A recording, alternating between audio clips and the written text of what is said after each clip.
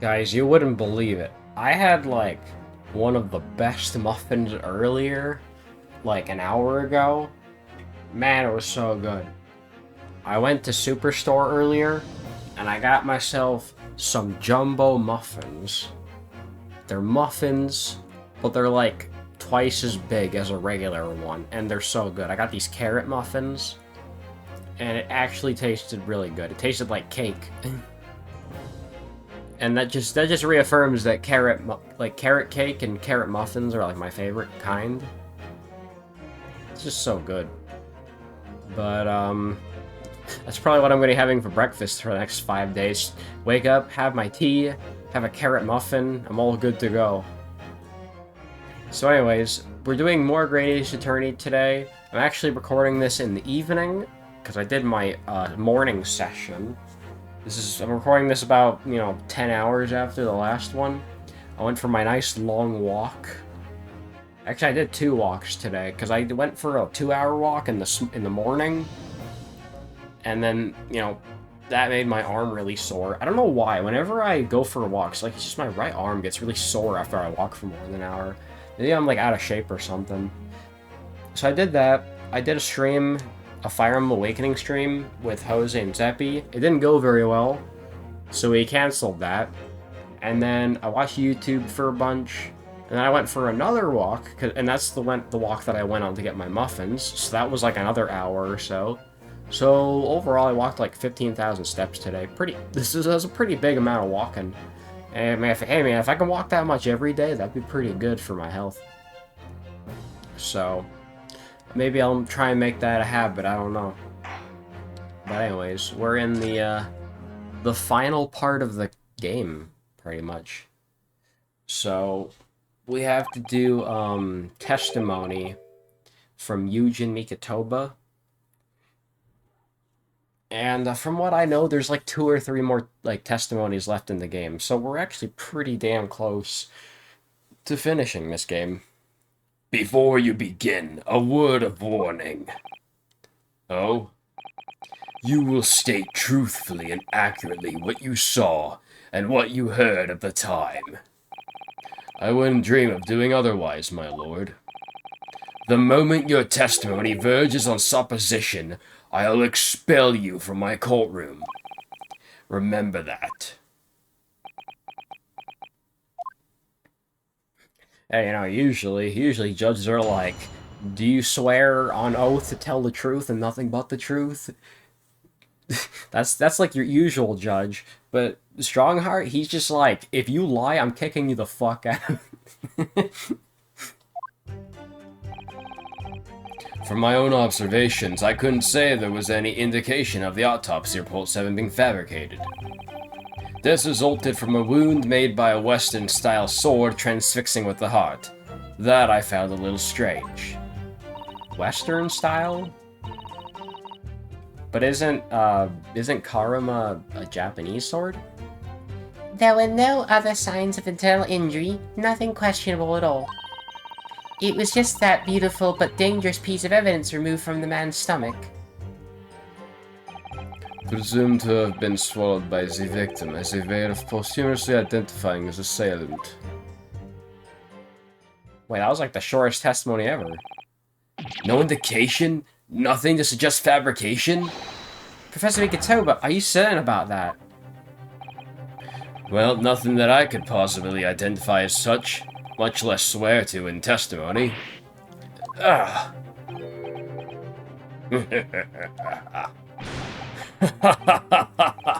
Well, that clears things up nicely.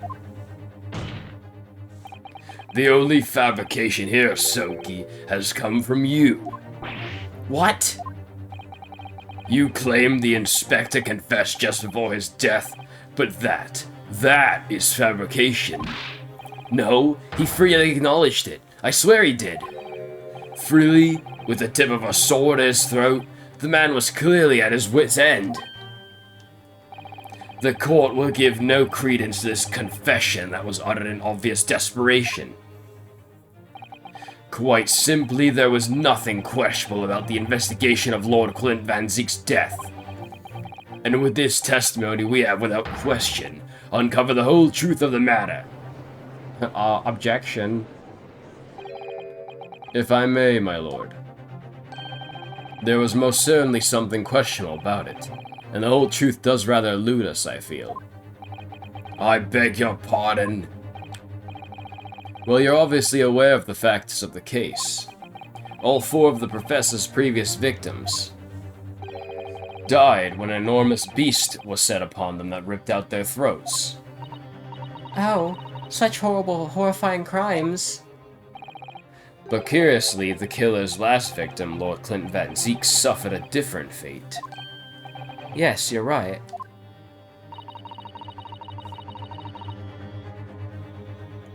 He was stabbed through the heart with a sword. That's enough. I believe I warned you about this, witness. I promise to curtail your testimony as soon as it enters the realms of supposition or speculation. Very well, my lord. In that case, the defense will pursue a conclusion this during the cross-examination. What? I have the right to cross-examine every witness after testimony. And I fully intend to exercise that right. Alright. I just took a Tylenol. I should be good now. I fully intend to exercise that right. Ryunosuke. I'm afraid that even the presiding judge has no authority to contravene the letter of the law, as I'm sure every member of the judiciary present in the gallery would agree.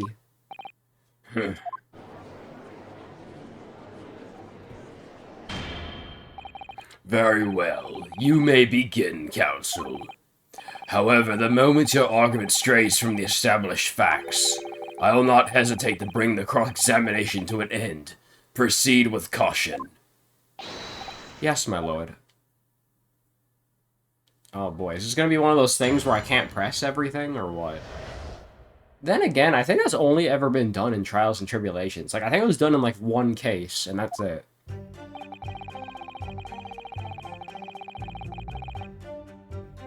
Okay, there is still 5 statements here. I don't know, it seems shorter than the other ones. You couldn't say. No, sadly not. But then you couldn't say there wasn't any indication either, could you? No, true, I couldn't. I was at Dr. Watson's side as he performed the procedure, recording what he did. But at times, of course, he instructed me to fetch implements and such like. Whilst I was away from the operating table, obviously I could have missed something. And at those times, what was the secondary assistant doing? Following this Japanese man's orders to adjust the lighting or pass some implements. That doesn't mean Mama wasn't a vital part of the team. Quite, yes. So would you kindly refrain from staring at my cheek like that? Professor Mikotoba, think. Was there nothing at all that seemed out of place to you? Well, yes, there was, as a matter of fact.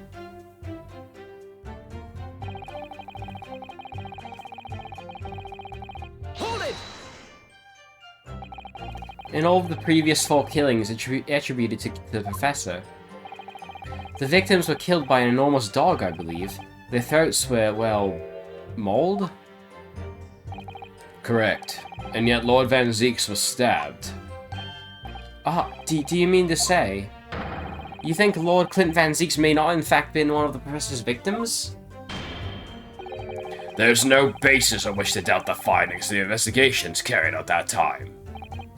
But... Genshin Asogi confessed to all his crimes upon his arrest. He admitted to having taken the lives of all 5 members of the aristocracy.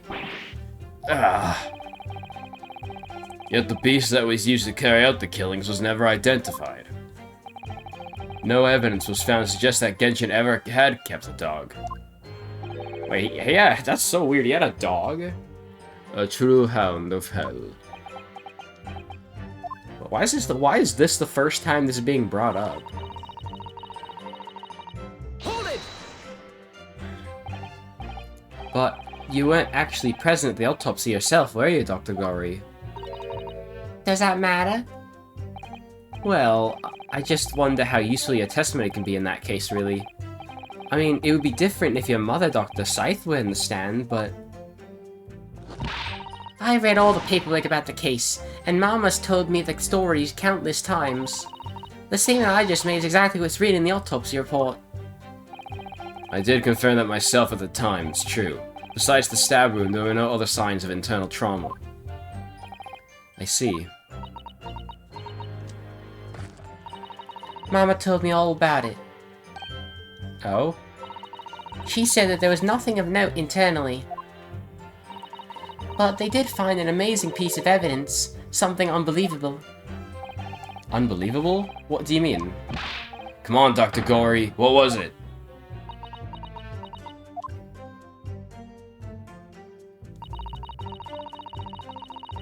Beautiful but dangerous piece of evidence. What exactly was it, though? What does beautiful but dangerous mean?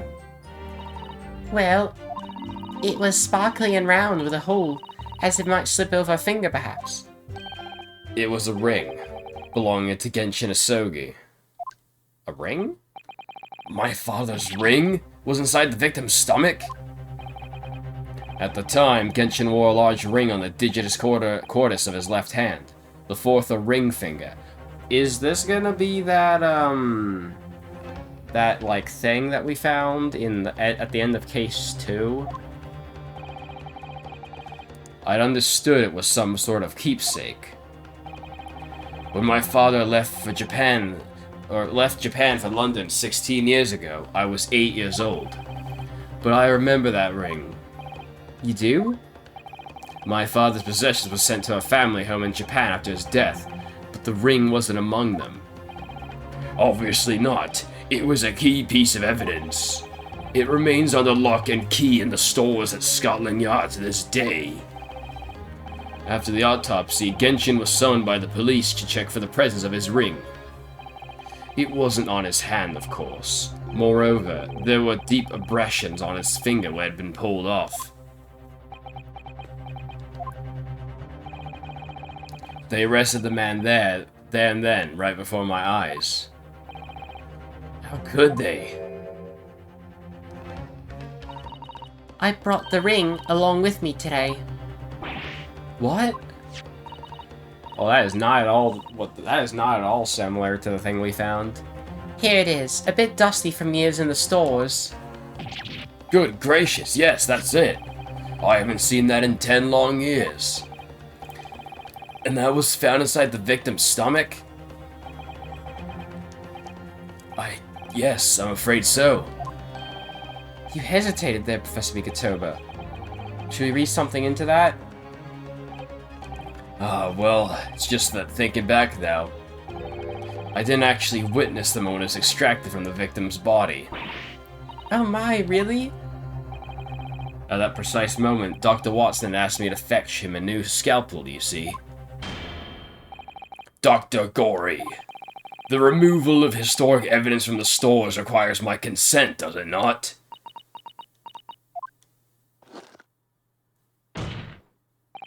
However it came to be here, the court cannot deny that is crucial evidence for today's proceedings. Very well, you may submit it. Okay. Wow. The claws clasping the gem look sharp enough to cause a very nasty scratch. My question is, how the fuck did it end up there? How the fuck did he eat the ring? I don't know. It's not the sort of ring normally seen in Japan. It almost looks like claws protecting the jewel. We must examine it very closely, Mr. Naruhodo. Very carefully indeed. Alright, thanks for reminding me. This is like the first new evidence we've gotten in a long-ass time. Well, yeah, there's something here.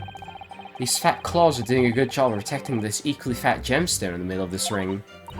Yes, if you were clumsy, you could give yourself a rather nasty cut on them, I should think. Ow. Now my finger's bleeding. The claws really are sharp. Oh my, that was very quick clumsiness, Mr. Naruhodo, even for you. Who would want to make such a dangerous ring? You couldn't swallow it without doing yourself some fairly serious damage, surely. A sticky mochi bun of that size would go down much better, with some red bean paste in the middle.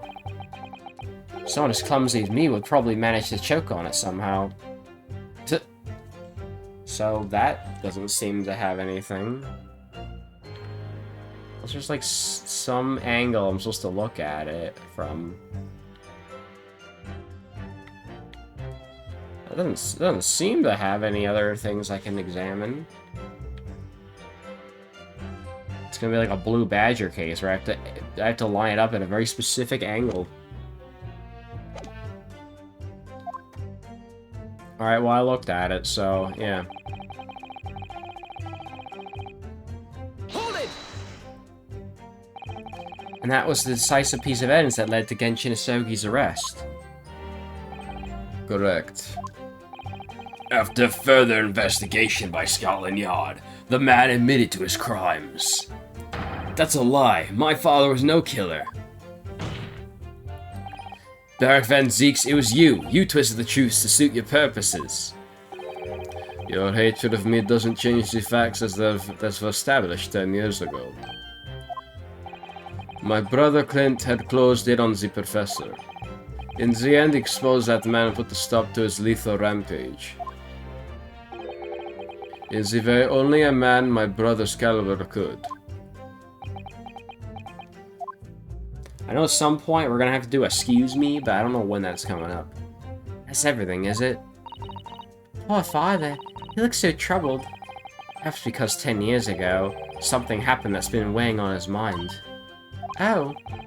I couldn't say were his words. That phrasing was very deliberate, I'm sure. I wonder if he's had suspicions all these years. If that's the case, we need to use cross-examination to prove what really happened, and remove any trace of doubt. If we could establish that Cosmo-sama's claim of fabricated evidence was true, we can't shy away from this now, even if what we might uncover could lead to total calamity. Yeah, maybe it's an age of calamity. Don't worry, Mr. Naruhodo, I'll be right beside you, whatever may happen. So supportive. Wait, let's see, yeah. Death resulted a wound... Death resulted from a wound made by a Western-style sword?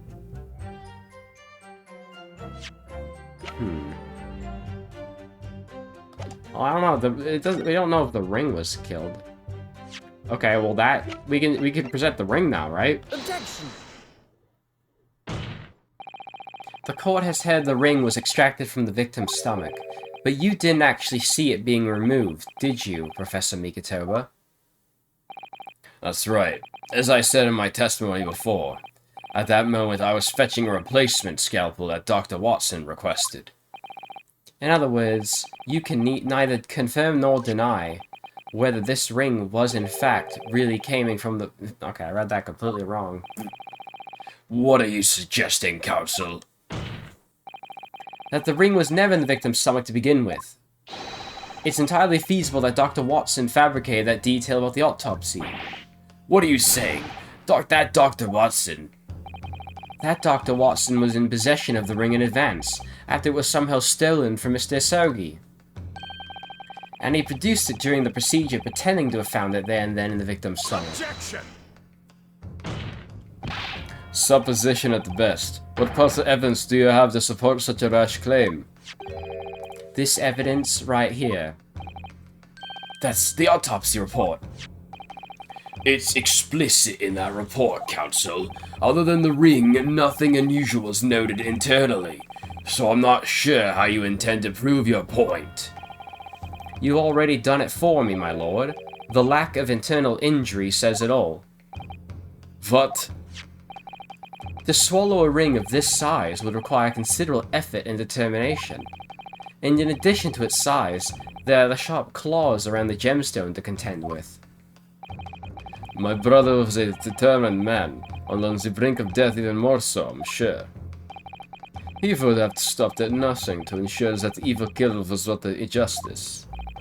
But if he really had swallowed that enormous ring, it's inconceivable that no traces of its passage down his throat would have remained as internal trauma. No.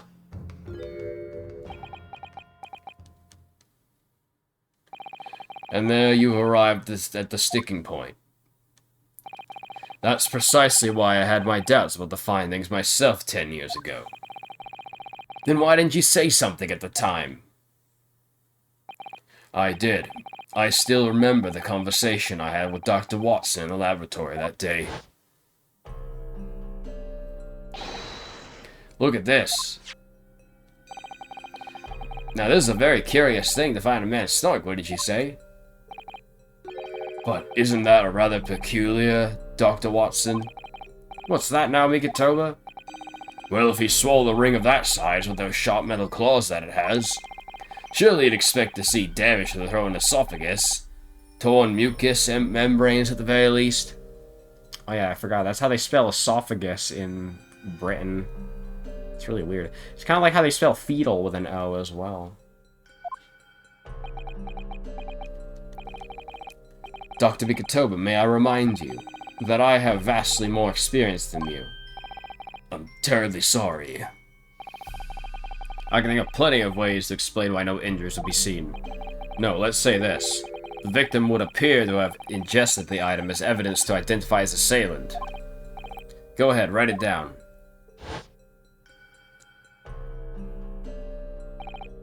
So I was right.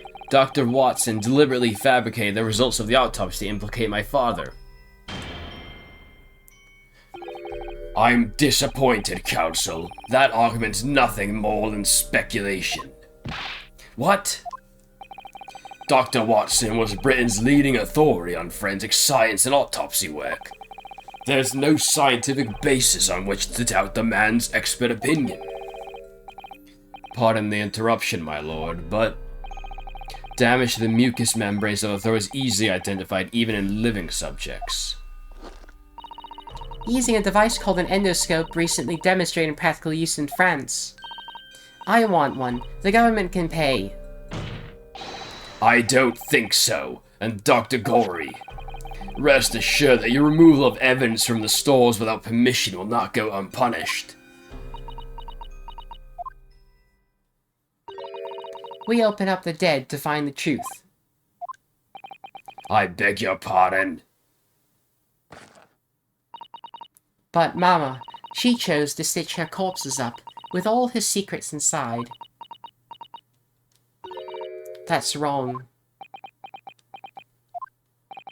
Dr. Gorey, it's looking as though she's chosen to walk a different path to her mama.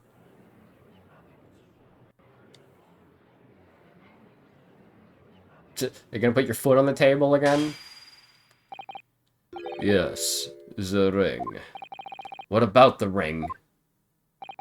I've just remembered something. An earlier incident. What incident? The one I recounted to you before, about a memory I have. Of Genshin Asogi saving my life. What? My father saved your life? It was 10 years ago on a foggy night. Genshin and I were walking down some back streets at a late hour. All of a sudden... Wow, it's like a flashback within a flashback. All of our assailants were armed with pistols, their face obscured by scarves. You know what I could totally imagine Genshin doing? I could totally imagine him doing the fucking Virgil thing where he spins his katana around and he breaks all the bullets.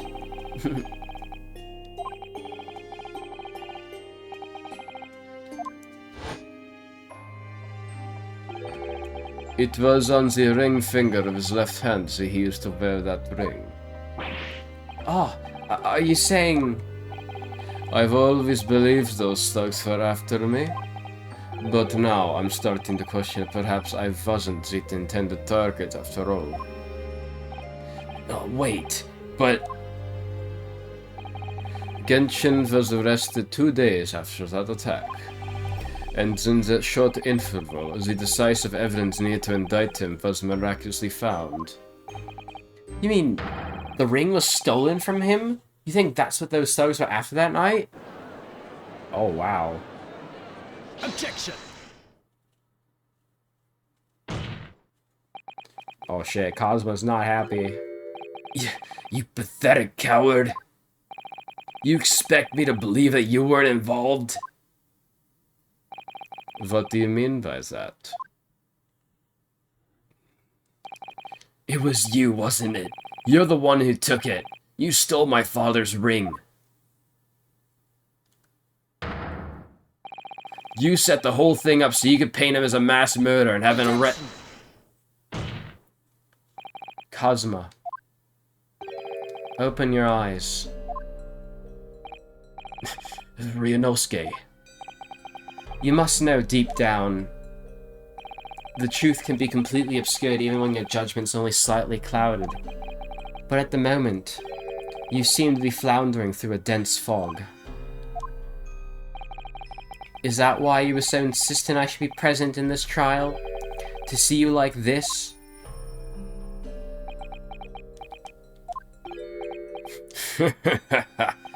Well, this is an amusing spectacle.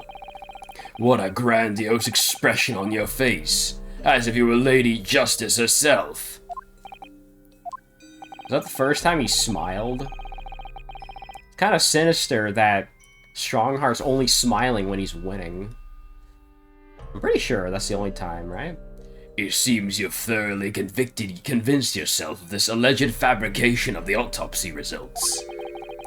So much so that you're apparently blind to the blatant contradiction that would be born of it. What? Though it's extremely hard to believe, let us imagine that there was some misconduct during the autopsy. If that were the case, why would Asogi not have disputed the findings in his trial? Oh. In the closed court hearing 10 years ago, the defendant never once denied the claims against him. Isn't that right, Lord Van Zieks? Yes, that is indeed correct. Upon hearing the verdict of not guilty, he merely closed his eyes, quietly accepting the judgment.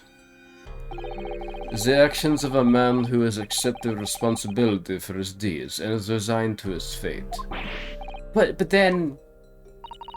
Oh my, that's very strange. If Mr. Sogi did nothing to oppose the charges against him, then... that would surely mean there was no fabricated evidence. An obvious conclusion at which you should have arrived many minutes ago, Prosecutor Sogi. Your twisted loyalty and clouded judgment are hampering your ability for logical thought. Genshin Asogi's silence at his hearing can mean only one thing. There was no fabrication of evidence during the autopsy of his final victim 10 years ago. Oh, there he goes, slamming on the wall again. But if that autopsy was all above board, there'll be nothing to stop Lord Strongheart bringing this trial to a immediate conclusion. Objection! Yeah, let's go, he's objecting!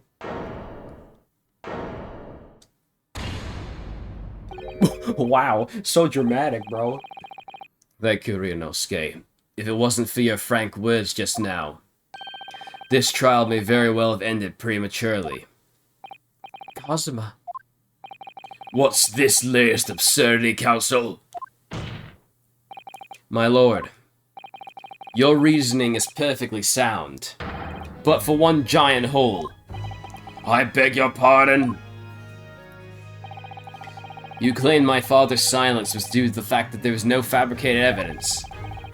But there's another possible explanation. You've overlooked the possibility that he had a reason for maintaining that silence. Objection! So many objections. We have objections coming from across all sides of the room. Silence that would lead him to being convicted and sent to his death? If the autopsy results were an invention, there's no conceivable reason why the man would have protested. Oh wow, it's so weird seeing him point from the front. Objection! Wait, we can present the Asogi papers. Oh, those results are an invention, alright. There's no question of that. Or are you forgetting that the two people with a connection to the autopsy have been assassinated? If I force the grievances I feel from my mind, I start to see you in a very different light. I think perhaps it's you who's been living in delusion these 10 years. Me? Cosmo-san was created one last chance for us here, Mr. Naruhodo. If we can only show there was a reason for his father's silence in his trial. A reason why the man would have said nothing even though he was innocent.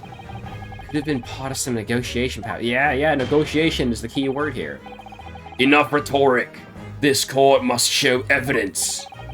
What proof do you have that can possibly explain Asogi's silence in court? Let's see. I hereby request that upon my death, any and all material possessions and wealth belonging to me in London be delivered to my son Kazuma.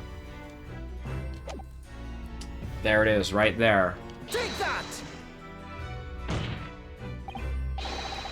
Unless it's not that. I don't know. I might have fucked up, actually. This is the fence's answer to that question. Oh, god damn it. Is that not it?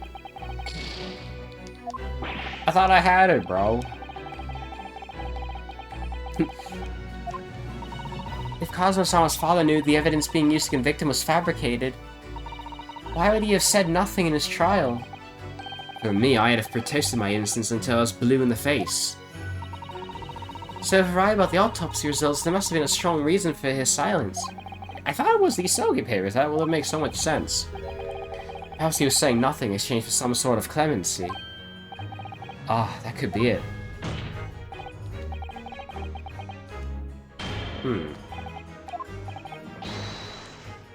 Okay, well if it's not that, then what could it be?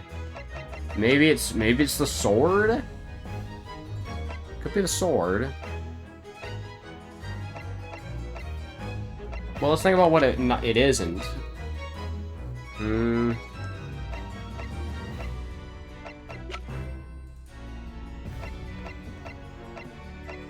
Because none of this shit's related. Maybe, yeah, so maybe it's the, it could be the sword. Take that! Okay, it's not the sword. Fuck. What the hell is it then? Am I stupid?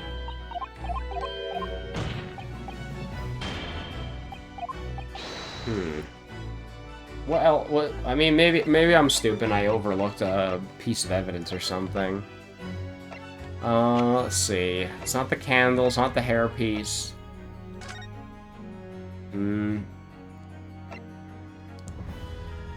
It's not this.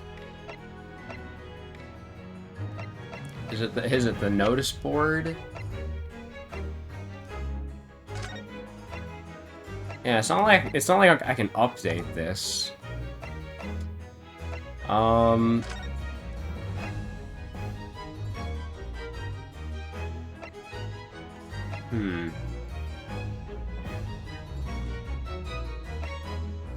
don't think it's gonna be the autopsy report again.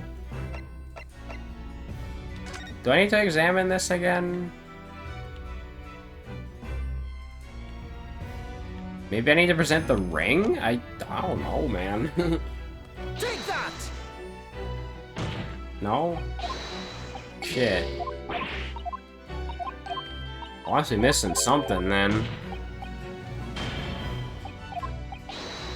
Is there anything I need to examine again, then? It's not the telegram, I don't think. Do I need to examine the sword again?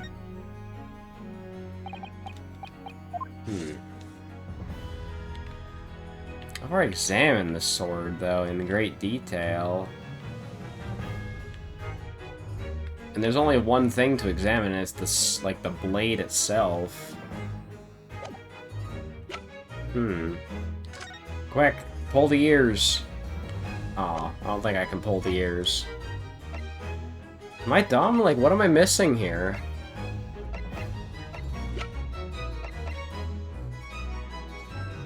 Is it the notice board?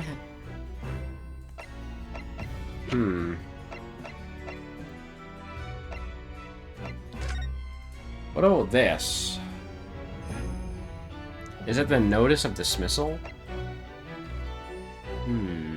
Oh, maybe it's this. I don't know. Let me try this.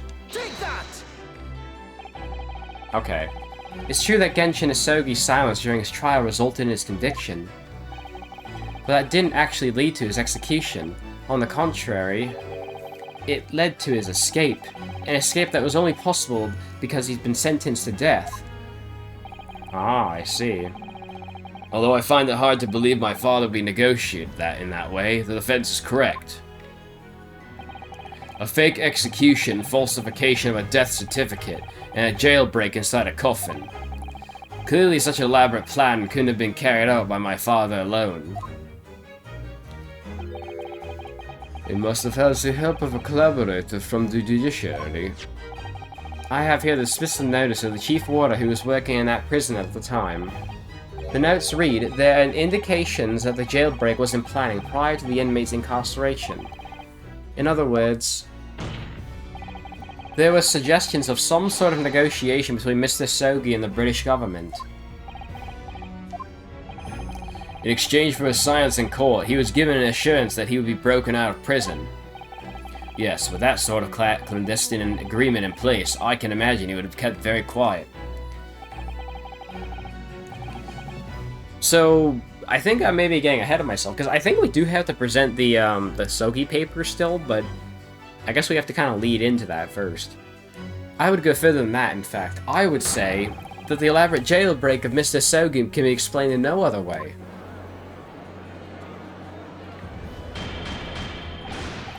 Order! First fabricate evidence and now a jailbreak conspiracy? Of course, because it's all intimately linked. The prosecution wished to summon new witnesses to the stand. Are we gonna summon fucking Barry Caden to the stand? How sane would that be? Or is it Daily Vigil? People who can testify about the jailbreak that took place 10 years ago. Ah. Governor Caden? And the poor chief warder of the prison? I won't allow this trial to turn into a farce. To summon the governor of the prison after all these years? Oh, it wouldn't be any trouble, my lord. What? Father?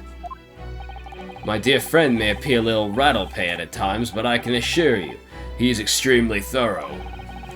He wired both Barclay and the local prison earlier, asking Governor Caden and Mr. Vigil to attend the Old Bailey as a matter of extreme urgency. Mrs. Sholmes did that? Are you telling me that?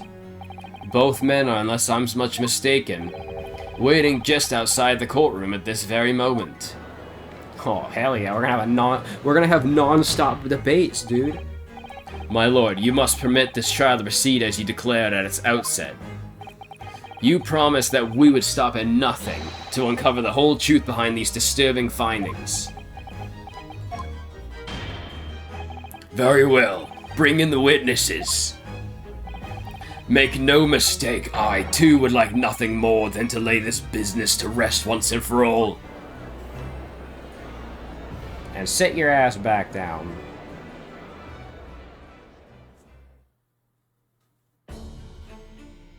Oh my god. This is like the most insane trial ever, dude. Look how many witnesses we have. Like how many witnesses have we had so far? We've had Van Zeeks, we've had Seishiro Jigoku, we've had Gori, Mikitoba, and now we have frickin' Barry Caden and Daily Vigil. Like, how many fucking witnesses are there in this case? It's insane. Oh, and I guess we also had Gina earlier too, so there's that. Will the new witnesses state their names and occupations for the court, please? Hey, Barry Caden, governor of Barclay Prison. Everyone calls me Gossip. Your other persona, if you don't mind. Oh, I do beg your pardon. Of course.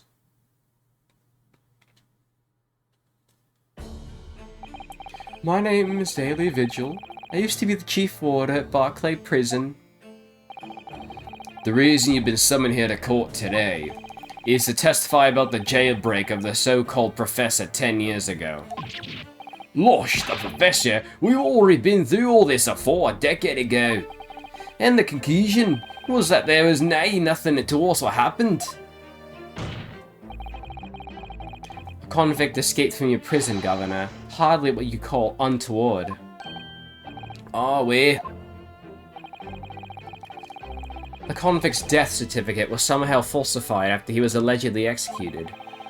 And he escaped the prison inside his own coffin. A plan of that complexity could never have been carried out without the help of somebody's influence inside the prison. Or somebody of influence. Governor Caden, don't imagine that the passage of time will afford you any protection. If it turns out that you were involved in the plot to break Mr. Sogi out of your prison, then of course, the consequences would be very serious. In all likelihood, a capital punishment. Guards, hold on there, laddie. All I did was... Witness, Governor Caden. Hey, oh, aye, sir. You have a critical role to play in the public safety of our country. A great responsibility to shoulder. The significance of your testimony in court cannot be understated. Therefore, think carefully before you speak. And Prosecutor Sogi, if you threaten the witness again, you will be held in contempt of court.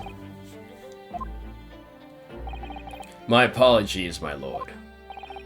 There's no disputing the fact that an intricate jailbreak plot was enacted 10 years ago. Clearly you were both involved in some way.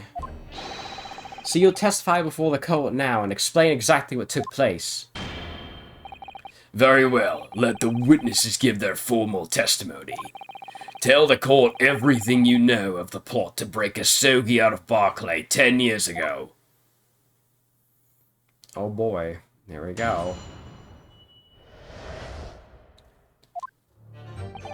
It was the day that Japanese joke was found guilty. The directive came from the prosecutor's office. I assigned the convict to the Vice Chief War Vigilier and put the plan into action behind the scenes. I was responsible for Sogi right up until the night of his execution, but I knew nothing of any plot. I deny if Ken was any negotiations between the convict and the prosecutor's office. All I did was carry out my duty for Her Majesty's Great British Empire. A directive from the prosecutor's office? Are you saying that was a jailbreak plot? Aye, that's right. Who sent it? Who authorized that plan? I deny on that. You're saying you don't know? Listen, there was anything about the Professor case that wasn't unusual in some way. I asked any questions. I just did what I was told to. More than that, I can't tell you. I see. But if the jailbreak plot originated from the prosecutor's office, then one thing's very clear.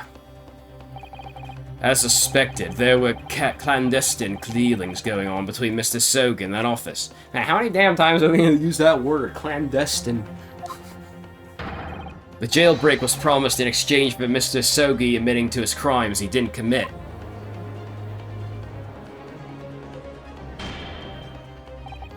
That, counsel, is nothing more than speculation on your part. So, let me ask the defense. Oh, yes, my lord. I failed to see how these witnesses have any more pertinent information here. Do you intend to assert your right to a cross-examination? Absolutely. I have no intention of squandering a single opportunity, my lord. Seems all you Japanese are fiercely tenacious. Very well. Proceed, counsel. Man, my throat's just gonna die after all this.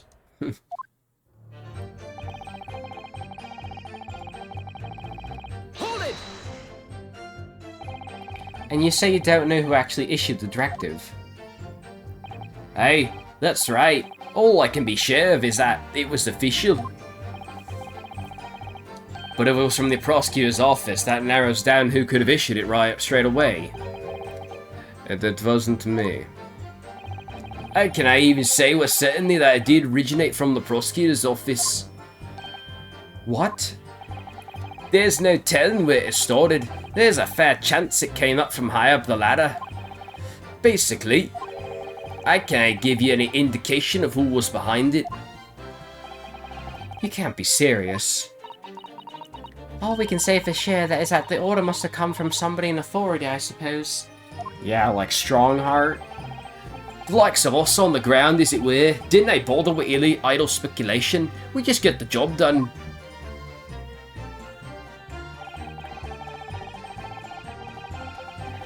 Hold it!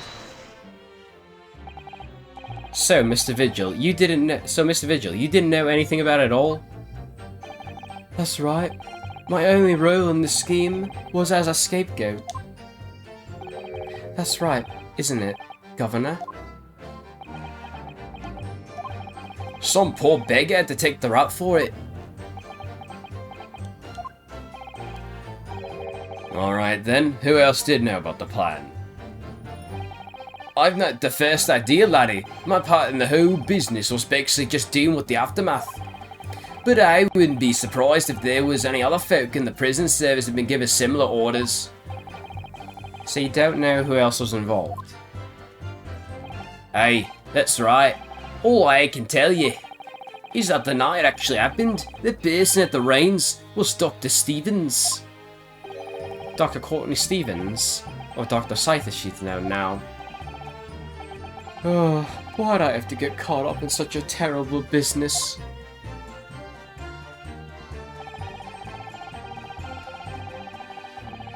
Okay. Hold it! Did you not notice anything usual happening in the lead up to that night? Oh, everything was unusual, exception after exception. After all, it was the Professor. The man had terrorized the country as never before with his crimes. In order to hide his identity, he was forced to wear an iron mask over his head. Hideous treatment. The father was surprisingly docile for someone who had taken the lives of 5 of the country's nobles. Being the chief warder, I was the only person permitted to approach his cell. I can still hardly believe I was duped by my own country. I believe you jumped from the window of the governor's office when the jailbreak was blamed on you, didn't you? Losh, Vigil. Okay, apologise enough. No, Governor, I don't believe you can. It won't change what's happened. And what else can you tell us about the situation, Governor Caden? They all just seem like they're giving up, man. Hold it! But you already acknowledged that the orders came from the prosecutor's office to arrange for the man's escape. There must have been some sort of negotiation. It's the only explanation. Aye, well, be that as it may, I can know of nothing about that. The witness stand is no place for telling you what you don't know for sure. I can know that much, I do. Then I presume you also know this. Not telling what you do know is a criminal offence. So you're just following orders, is that it? I'm afraid that won't absolve you of guilt here. A man was still killed illegally, even if he was a condemned criminal. He may very well be found complicit in murder, Governor. So that's what it's to be, is it? Even with the threat of conviction, you won't break your silence. I mean, silence is alright, sometimes. Hold it! Did you carry out the plan in its entirety? I did everything I could at the time. As you know, Genshin Isogi was shot dead in Lowgate Cemetery after the escape. Tell me, was that part of the plan too? My instructions were to do with getting the Joku to the jail and nothing more. How can I tell you nothing about what happened after that? Only, personally, I believe his death was the last part of that plan. Alright, here we go. This is what I've been waiting for. Excuse me! I've been waiting for this. I've been waiting for somebody to speak up. Mr. Vigil, is something wrong?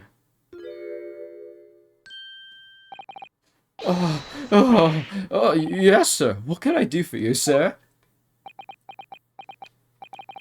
He's saluting now? What is it? Some sort of Barclay Convention? Geneva Convention? What Governor Caden was just saying seemed to upset you. Did it bring something to mind, perhaps?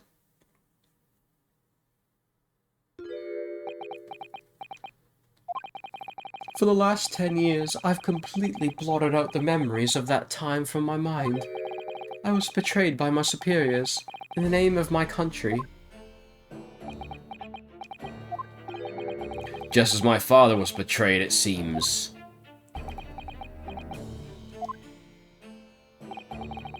But you see, thinking back now, I really can't imagine that the shooting of Mr. Sogi in the cemetery was ever part of the plan. What makes you think that? Well, it just doesn't make sense, does it? To make the man admit to crimes he didn't commit with the promise of a jailbreak, only to kill him in the end. That's treachery of the worst kind. But the point is, if the intention was always to betray him, why would there be any need for all the chicaneries of an escape? Ah. Chicaneries. Oh my god, I'm getting reminded of Better Call Saul now. Yes, that's quite true. If whoever negotiated with Isogi never intended to keep his or her of the end of the bargain, it would have been far simpler just to let the man be executed in prison as dictated by his sentence. Yeah, exactly.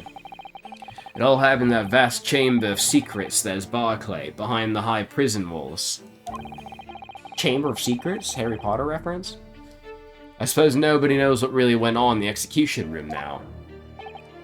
Yes, it's an unsettling mystery, certainly. Truth be told, there is a wee matter that's never quite made sense to me.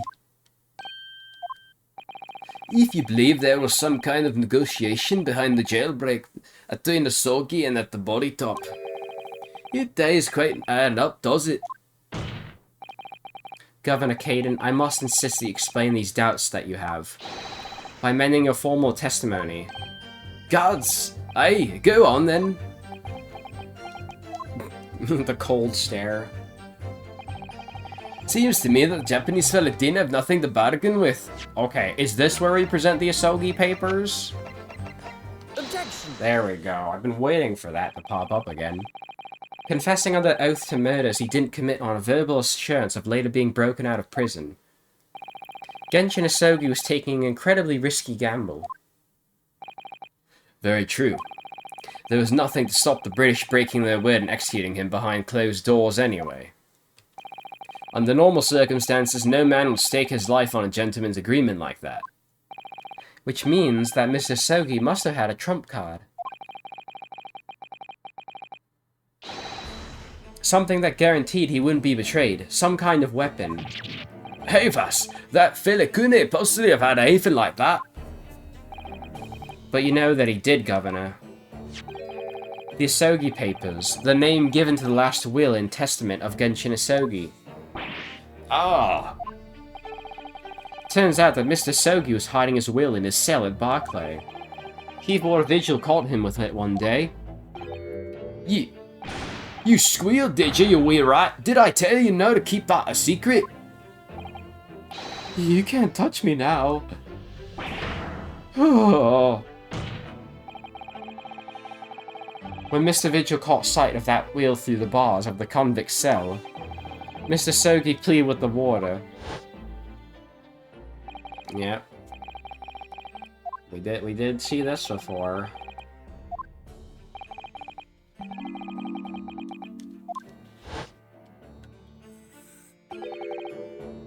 A weapon? And after that convict had been killed following the elaborate pretense of the jailbreak. That document mysteriously disappeared, didn't it?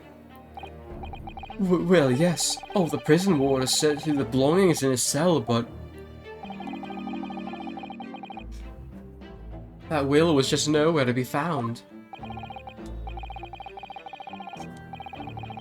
As I understand it, an exhaustive search was made for the document, which became known as the Isogi Papers.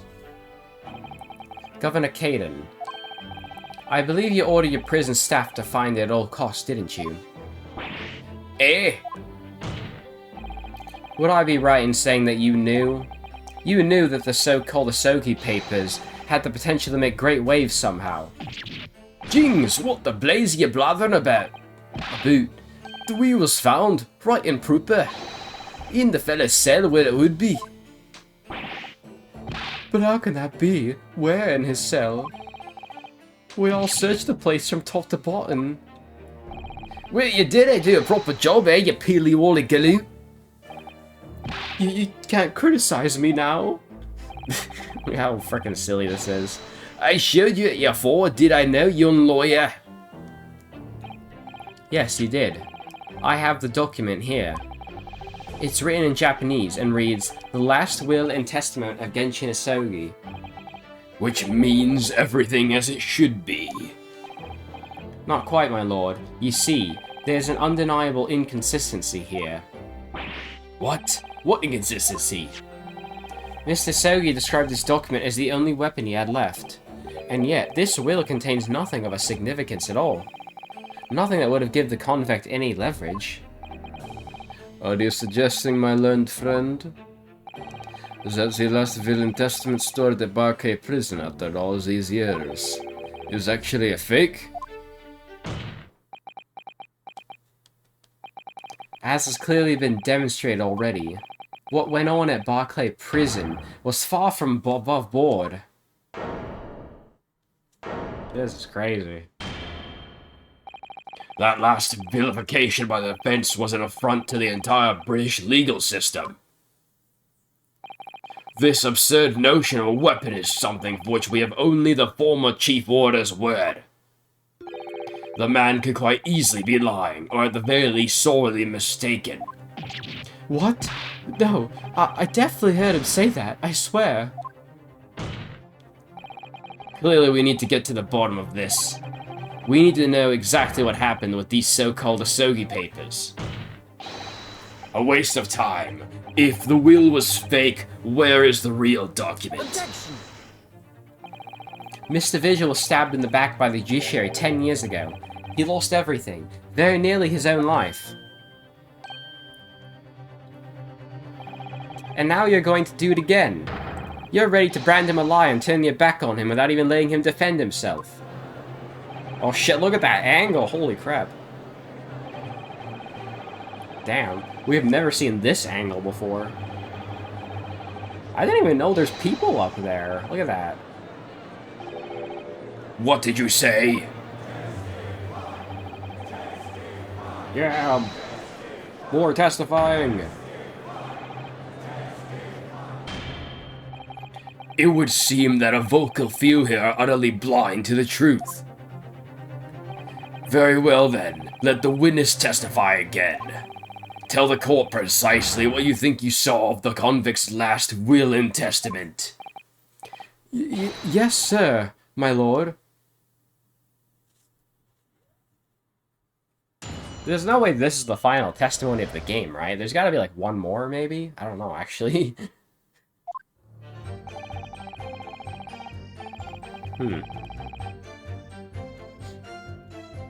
Alright. As the warder responsible for condemned convicts, I attended Mr. Soki and kept watch over his cell. The night after he was found guilty in court, he was doing something with that will in his cell. We turned the cell inside out looking for it after the execution, but to no avail. So fucking yawning, jeez. I only found out about the Gasogi papers when a directive came telling me to impound them. The document was in the folds of a fellow's robe that was left in his cell. A kimono, I think it was called. In his kimono? That's a lie. We searched every inch of the man's cell. We looked through all his clothes. Can't be true. Were you now satisfied with calling me a liar once, eh, you weave-wear finger?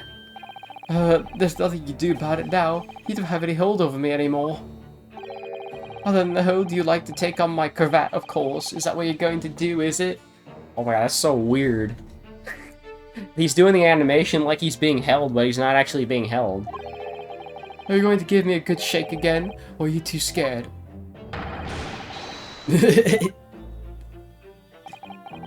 Lil and Large, what a double act. We complied with Asogi's will as far as possible. All his personal effects were delivered to his family home in Japan. As a courtesy to the homeland of the most notorious killer our country's ever seen. And we were much obliged. I can confirm that all my father's belongings arrived safely. Hey, you cannot deny the handwritings all over the old man, eh? Yes, there's no mistaking that it's my father's brushwork. Really? And this last will and testament was the man's last weapon, was it? I think we can safely assume the convict was merely prattling, knowing that his end was nigh. So, counsel for the defense, your cross-examination, please. Yes, my lord. I swear, Strongheart's voice is just getting raspier every hour. Every hour I have to voice him, it just gets raspier and raspier. The Asogi Papers. Hold it! So would that mean that you conversed with Mr. Asogi? Yes, certainly. Though there was a precious little time before his late execution was due. He was remarkably calm, considering his days were very much numbered. In all honesty, he really didn't strike one as a man capable of mass murder. Yet he confessed in full to the crimes. I know. That's why I felt compelled to ask him one day. I can still recall his reply. I'm guilty of the unforgivable crime of ending another human's life, yes. But he was so tranquil and intelligent. It put me in mind of an Eastern holy man. What about the will you saw him with? What can you tell us about that?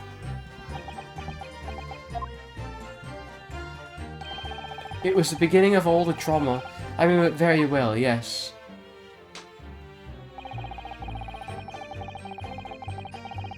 Hold it! And he pleaded with you not to report him, didn't he? Yes, that's right. And like the bampot you are, you didn't tell me. The blatant breach of trust that was. I could see the man that has a noble spirit. I found myself wanting to treat him accordingly. But according to what you told us 2 days ago, the convict had been strictly forbidden from having any writing materials whatsoever. Yes, you're quite right. So, when exactly was the will penned? That was before the man was remanded in Barclay, obviously. Yes, at the prosecutor's office under supervision of the relevant authorities. I personally instructed Asogi to make a will for the benefit of his family in his homeland. In that case, why was it found in his cell? Well, what do you mean by that? Well, if it was penned at the prosecutor's office, you would have expected that it would remain there for keepsaking, surely. Ah.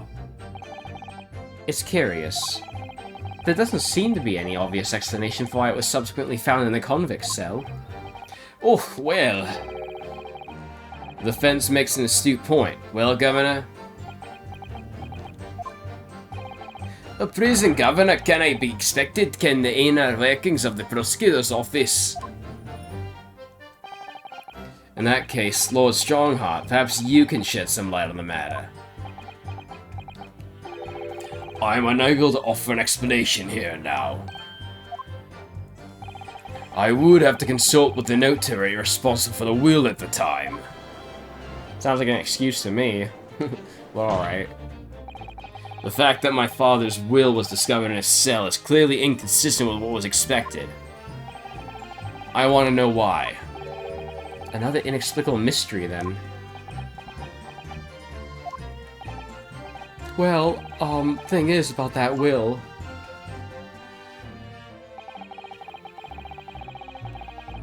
Hold it!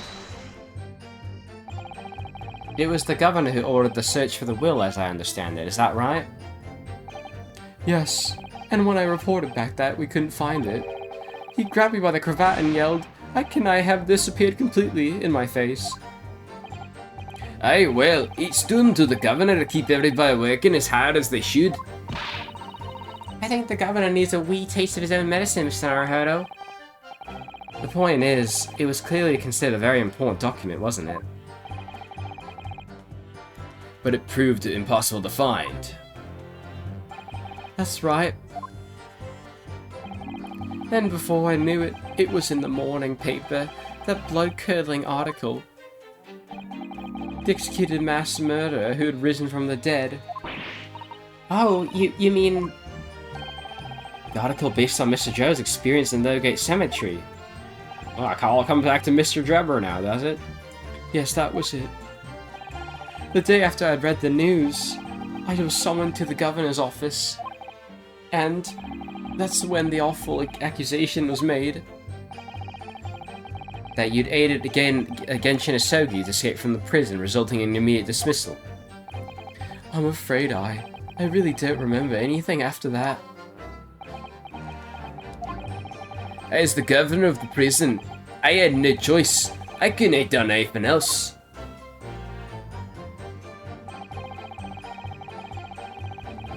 Hold it!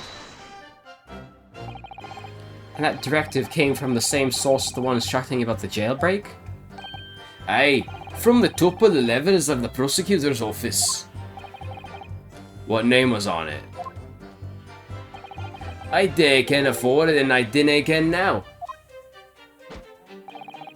All I can tell you is that my orders were to do everything in my power to find that document. The directive said it'd be somewhere inside the fella's cell. Document. Was that the wording? Document, not will? Aye, that's what it said. Am I clutching at straws here? I just wonder if it was really Genshin Asogi's last will and testament that the sender of that directive was after.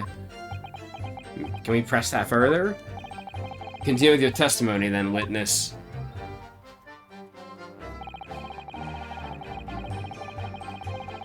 Hold it! In Mr. Asogi's kimono? Aye, the one he brought with him when he was locked up. Yes. He was permitted to have his personal effects with him during his incarceration, I understand. That's right. He was granted as much freedom as possible during the few days before his execution. Indeed, he had a number of items of personal significance, I remember. He was very reluctant to part with them. Some books, that kimono, his sword. His sword? Karama, the famous sword of the Asogi clan. It bears the soul of my family. I don't doubt it, but I wasn't really getting at that. Forget it being the soul of the clan. Could the man have had a more obvious weapon? Have some respect, Ryunosuke. Respectful silence? The warders carry firearms at all times, and the inmates have shackles around their ankles. He can even hurt anybody with that thing. Still, he was allowed a sword, but no writing materials. Aye. He wrote that will before it came to stay with us at Barclay, you see. Dr. Mikitoba was asked to bring the necessary Japanese writing implements from the prosecutor's office. Or to the prosecutor's office. A Suzuri inkstone, black sumi ink, and some Hanshi rice paper, no doubt. I was present when he wrote it. But I'm sorry to say, the letters just looked like a swarming of massive jet black earthworms to me. Excuse me! Are you feeling fate, Mr. Vigil? Well, that's the second time he's interjected. Mr. Vigil! Sir! It was Scarlet, sir! Wait, Scarlet? Scarlet. I have something about Scarlet in here. In the, where is it? Recent scarlet ink stains visible on the little ring fingers of the right hand. Aha, that's gonna come up. What? Oh, I'm terribly sorry. I didn't mean to blurt it out like that.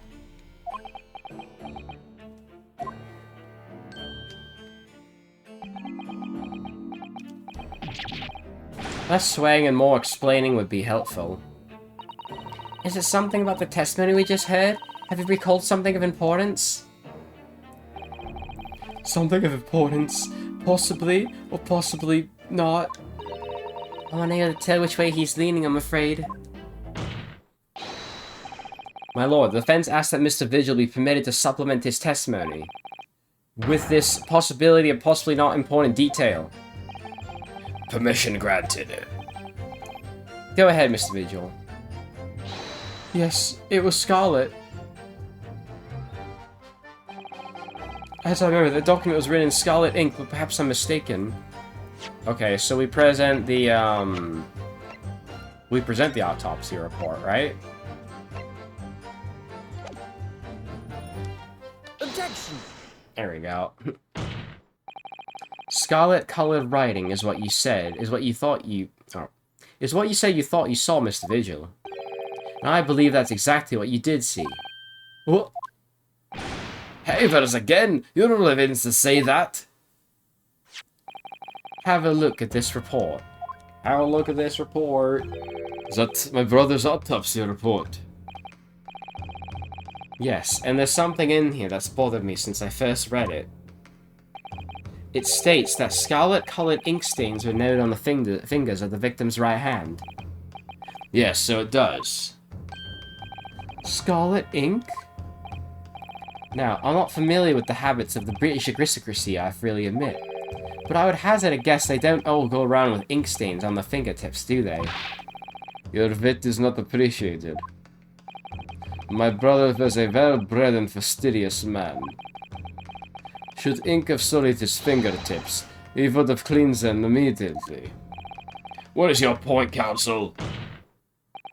My point is this. Whatever Lord Clint Van Zieks was writing in that unusually coloured ink, it must have been directly before his death.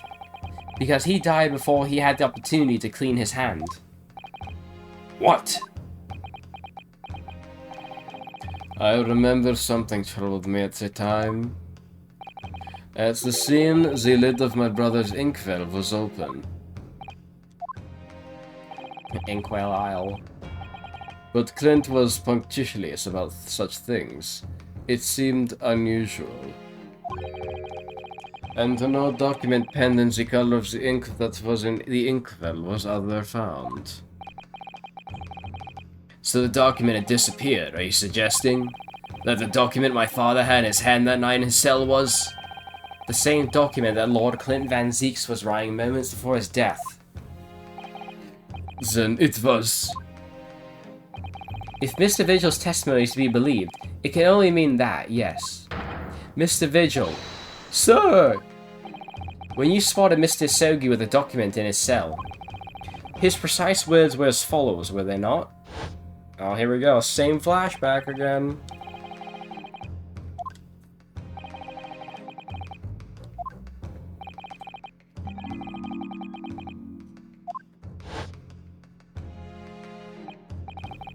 A last will and testament?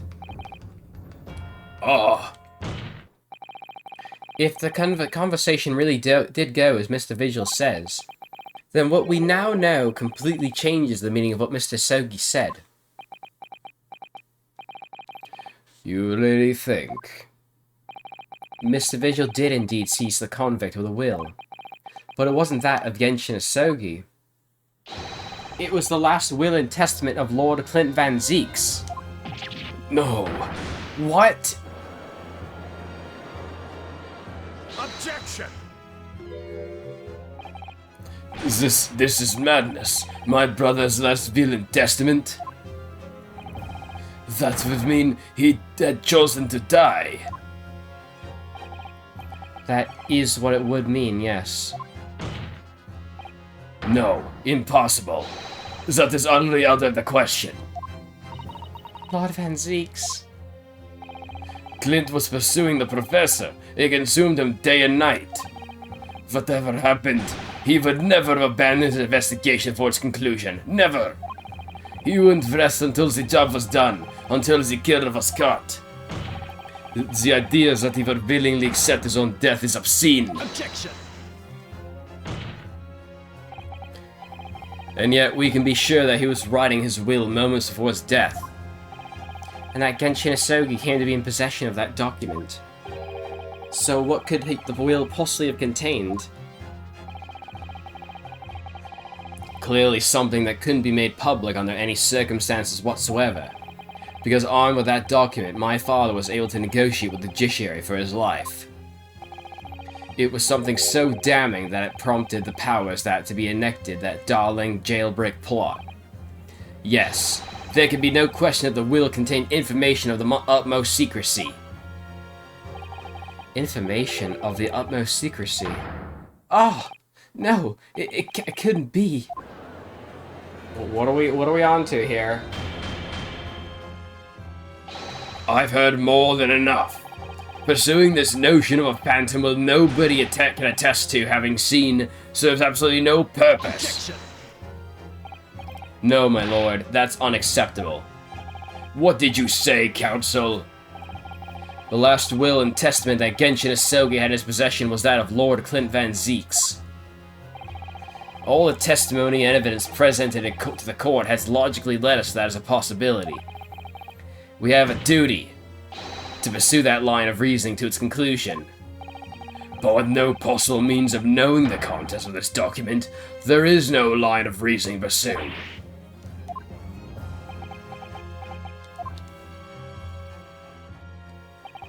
A reason why Lord Clint Van Zeeks, a man of high noble standing, would have chosen death. Oh, and my phone's dying. I better charge it. Shit. Yeah, it's hitting that 15% mark. Information so secret, people in the judiciary will be willing to negotiate the jailbreak of a condemned killer. The only explanation that fits those facts is an unthinkable truth that turns absolutely everything on its head. Is it the fact that, fucking Strongheart's the actual killer? And, you know, he had to be concealed or something? It's just too hideous. Mr. Naruhodo, however difficult the situation might become, you work with your client in pursuit of the truth. That's what you resolved to do when you entered the courtroom this morning, if I'm not mistaken. Miss Suzuto. So hold your head high, and keep soldiering on. Yes, you're right. 10 years ago, in his final moments, Lord Clint Van Zeeks left behind a will. A will that Genshin Asogi was able to use as a weapon to negotiate his escape from prison. In all probability, the details in the will were related to the Professor case. The fencer's last statement is mere conjecture. What are you getting at, man? Ryunosuke. As soon as these words come out of my mouth, there's no going back. I believe that the last will and testament of Lord Clint Van Zeeks was, in fact, an accusation. I think it's I'm gonna go with an accusation. That's what I'm going with. Obviously, it must have been an accusation. An accusation? Yes, revealing the true identity of the Professor. Which would explain why Asogi took it, since it was he who was implicated by the document. Objection. No, in that case, the will wouldn't have given Mr. Asogi any bargaining power at all. Then you're suggesting the accusation was against some other person? Objection. No, if that were the case, the two men would have surely have collaborated to pursue the culprit together. Then your whole argument falls down. Oh, wait, that's not it? That was pretty funny, though. Can I object to the penalty, too? That was pretty funny. I actually thought I was going somewhere with that, and then he was like, nope. This line of inquiry's dead. Come on, Ryunosuke, I know you. You've seen to the heart of all this, haven't you? Oh, okay, we're doing this again. So if it's not an accusation, then it has to be, what were the other two? A confession, a report? Maybe it could be a report too, actually. Confession or report. I don't know. I'm gonna try each of these. Let's try a confession. See if that goes anywhere. Oh, the music stopped. I might be onto something. You can do this, Mr. Naruhodo. I believe that what Lord Clint Van Zieks actually penned that day was a confession. A confession? Regarding the massive murder known as the Professor, and his true identity. Objection! Enough, Council. What are you trying to say? Do you even realize? A confession about the true identity of the Professor? Is that what it mean? Lord Van Zieks, I appreciate this must be hard to take in. But it's the only explanation that fits. The killer that terrorized London a decade ago and became known as the Professor. The man believed to have been murdered 5 members of the aristocracy. Wasn't Genshin Asogi at all. No, you can't be suggesting. It was in fact the man believed to have been the 5th victim. Lord Clint Van Zieks himself. What? There's no fucking way Clint is the Professor. Oh no. He did not take that very well. It's finally open, is it? Pandora's box. The great Van Zieks family, they've been thoroughbreds of the British judiciary for years. And Lord Clint Van Zieks, he was a paragon of justice in the capital. But he was actually a mass murderer, a perpetrator of atrocities of the vilest nature. If the general public ever found out, law and order would be finished. My brother. Oh, this is too awful. Poor Lord Van Zieks. I wonder though, did he never suspect? Mr. Naruhodo? Lord Barrett Van Zieks is a brilliant prosecutor. Is it conceivable that he didn't realize what his older brother really was? Order in court. Lord Van Zieks. That's probably gonna go in the that's probably gonna be in the breakdown video. The frickin' Lord Van Zieks breakdown. The Professor made use of an enormous hound as his murder weapon. Tell me, did your brother own a dog? Yes, he did. Balmung. He was a well-known hunting dog. People called him a giant. I don't believe this. When my brother would go hunting in the forest of the grounds behind the house, he always took Balmung. After Clint's death, the creature passed away too, almost as if he were following his master. He was a magnificent hunting dog, worthy of the jewel-studded collar around his neck. Wait, it's jewel-studded collar? That's the thing! That's the frickin' thing that we saw in Case 2! A jewel-studded collar? That's right. Though sadly, some years ago now, it was stolen by a thief who broke into the house one night.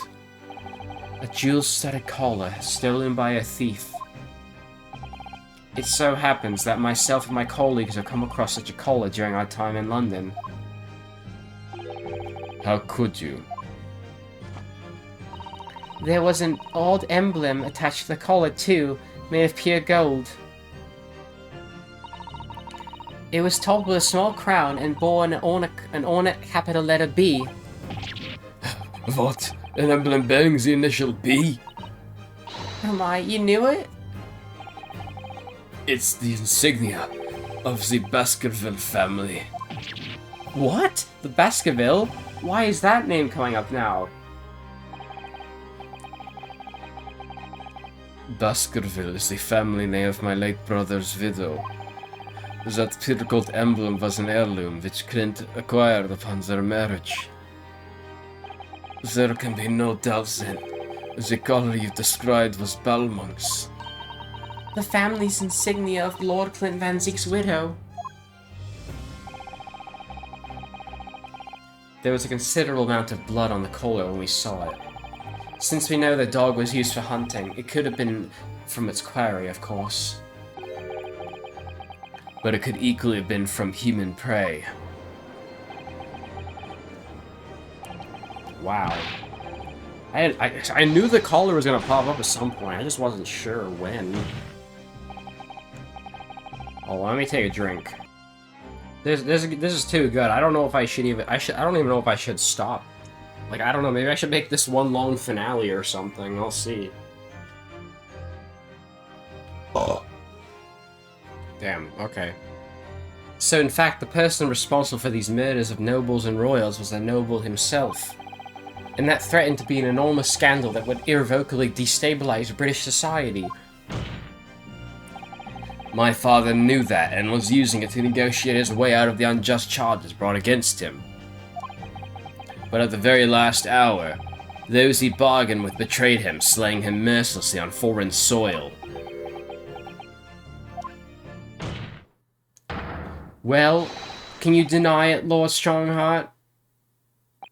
He's just gonna laugh it off. 10 years have passed. And still now, the 6 million inhabitants of our great capital rest easy believing that justice was done. That though his anonymity remains, the diabolical murderer was caught and executed.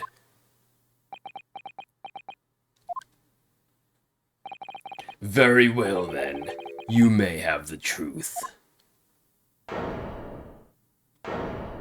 Oh boy, here we go.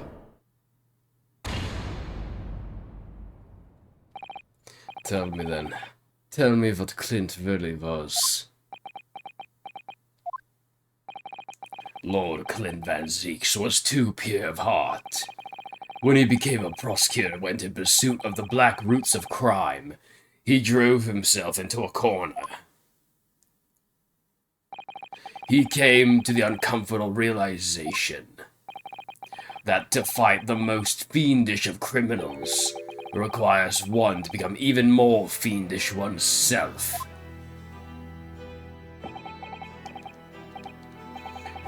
Clint.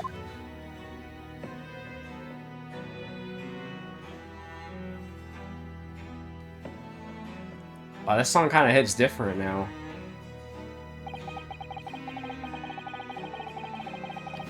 I don't know who's talking there. The 19th century was a truly miraculous 100 years for Britain, indeed the whole world.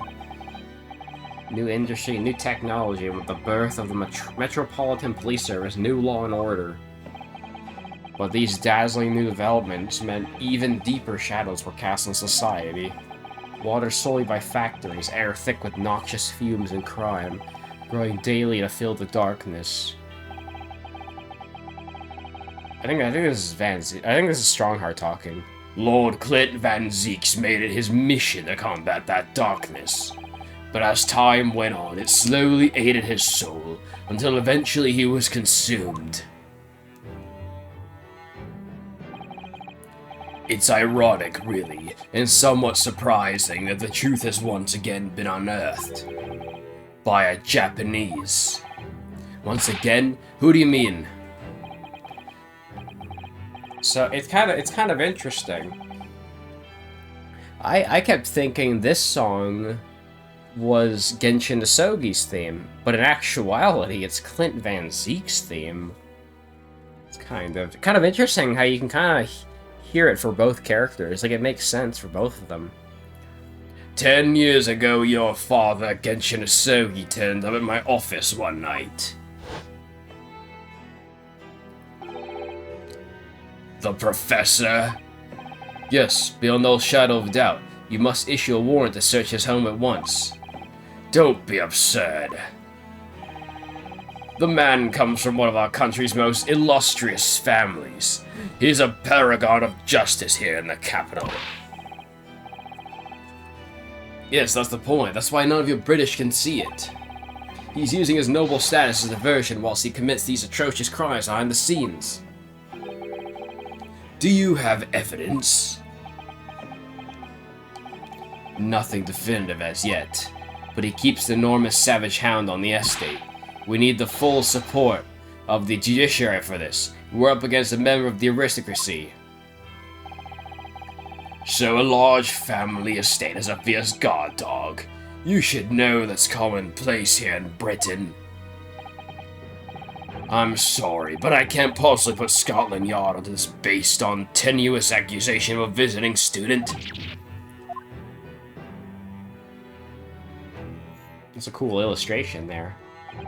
So I turned down Asogi's plea, and as a result, he took it upon himself to visit the Van Zeek's mansion on his own. We can only imagine now what happened between the two men. Though we know the outcome, of course. Lord Clinton Van Zeek's perished. I don't believe this. So in actual fact, Cosmo-sama's father did... He made the late Lord Van Zeeks meet the same fate.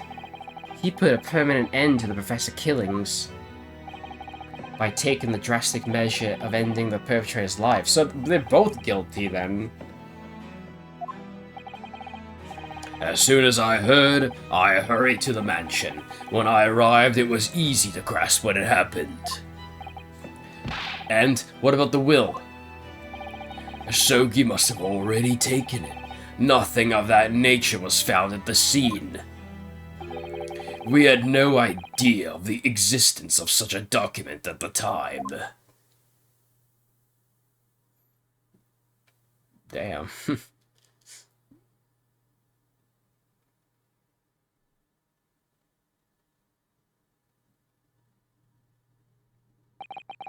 I was the only person who knew of the true identity of the professor.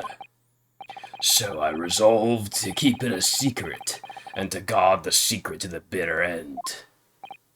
So you're admitting to it? That you were behind it all? It was you, then, who pinned the crimes on my father. I did what needed to be done in order to protect the law and order of the British Empire. Even if that meant employing an unforgivable ruse. Then it was you who arranged this fabricated evidence. I ordered that detective to take care of it, whilst keeping the truth from him, naturally. Gregson?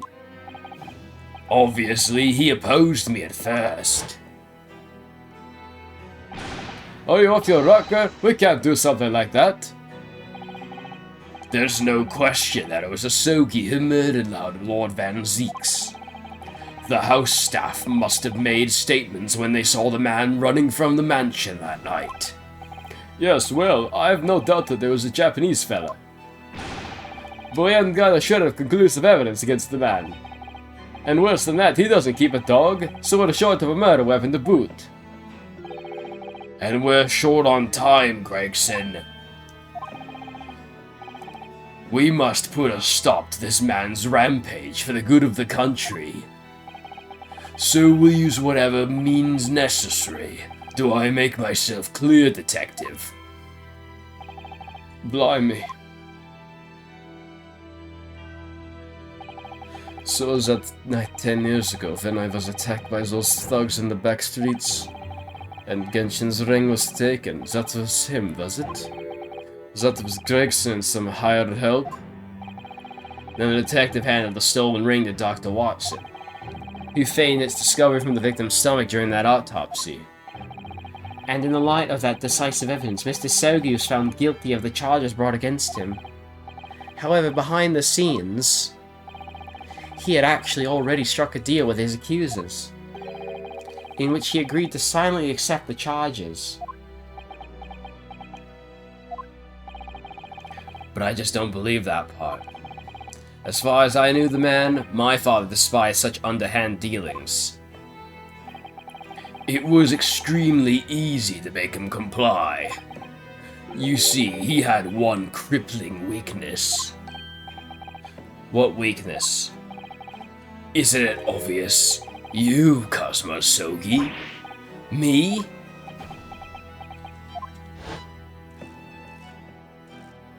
Oh shit, now he's in the cell. Perhaps you have no desire to return to your homeland, Asogi? What? Though I hear you have a 14-year-old son.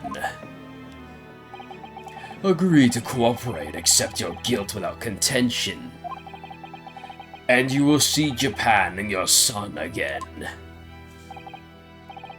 You scoundrel. Whether you choose wisely or not, it will be a closed trial, by order of Her Majesty. So whatever rash claims you might make in court, we'll have no trouble in stifling them. There's only one outcome for you, Asogi, the gallows. Don't forget that I still have a weapon at my disposal. A document revealing a truth that I know you're desperate to keep hidden. Yes, it hadn't escaped my mind, which is the only reason I'm willing to bargain with you. I only want to protect this country's law and order, you understand? So, what's it to be, Asogi?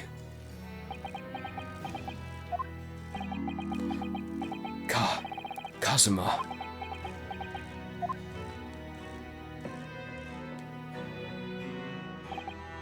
He did it for me?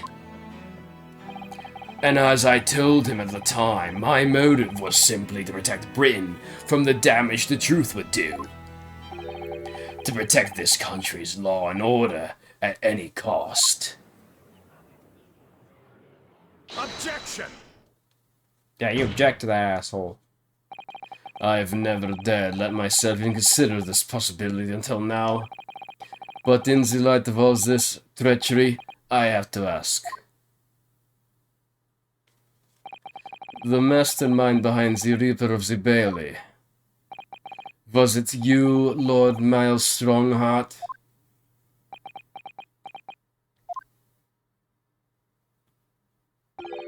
A rather brilliant idea, what did you say, Lord Barrett Van Zeeks?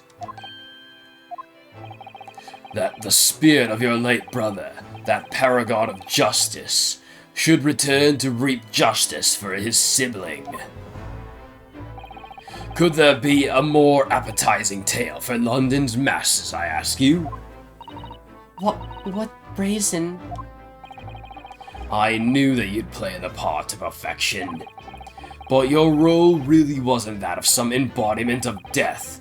No, you were London's guardian angel. An angel with bloody hands? I think not. Those who had cooperated with me already were only too happy to participate in my plan. Inspector Gregson, Dr. Watson, my minions worked tirelessly to ensure the finger of guilt could never come to rest on you. It's all thanks to them that you were exalted as the demigod the Reaper became. But Dr. Watson left Britain 4 years ago when he was invited to work in Japan. That's right. So I had to employ the services of his young protege after that. Dr. Courtney Scythe. Dr. Scythe? So what with the execution of the Professor and the subsequent reign of the Reaper of the Bailey? I've successfully safeguarded law and order in our mighty capital for the past decade. That is everything.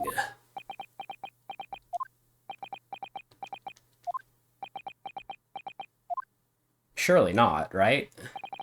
My lords, ladies, and gentlemen, I do hereby confess, it was I who sired the concept of the Reaper. However, let me say in my defense, it was all for the preservation of law and order across the entire empire. Lord Strongheart did it. An unforgivable collection of crimes, but still, all those who died at the Reaper's hand were rotten to the core anyway. It was all in aid of keeping London safe. There is no one left now who can reveal the precise truth of what happened 10 years ago. Therefore, this trial can go no further. Now, I would like to entreat all those present. Beyond these 4 walls, nobody needs to know the truth. Even Her Majesty must be protected from this. I trust you'll appreciate the importance of my request. It is, of course, for the good of the country. Can he do this? Can the trial really end now? Hold it. Yeah, hold it. I have one last question. For the accused, Lord Van Zieks. What? Of course, I know that you're a highly accomplished prosecutor, so I find it hard to believe that you didn't have any doubts at all. That you never suspected your older brother. Yes, the same thought occurred to me. Damn, this music's also really good. What the hell? They really did save all the good music for the last case. It was only once, but yes, I couldn't say I never had my doubts. My brother's sense of justice was extremely strong. Perhaps too strong, I observed. At that time, there were members of the aristocracy who were bleeding this country for joy for their own gain. And since they were nobles, they were untouchable. For my brother, it was a source of great turmoil. And coincidentally at the time, the professor began his terrifying reign.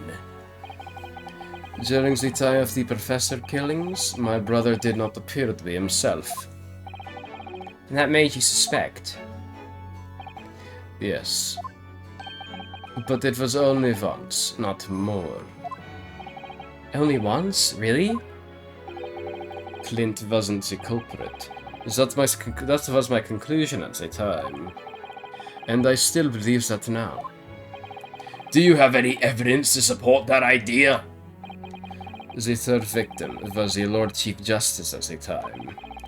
It was he who had recognized my brother's potential and trained him as a prosecutor. No matter what circumstances, it's unthinkable that my brother could have killed his friend and mentor.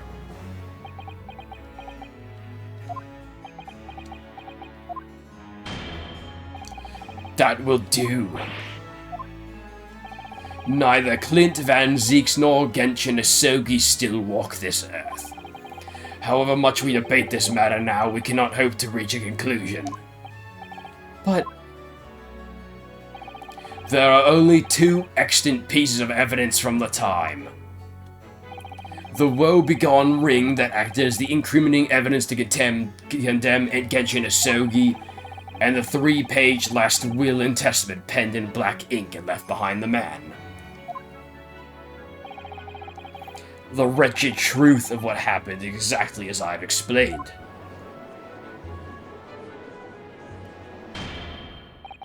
Later today, I will present myself at the Ministry of Justice for whoever sanctioned is deemed appropriate.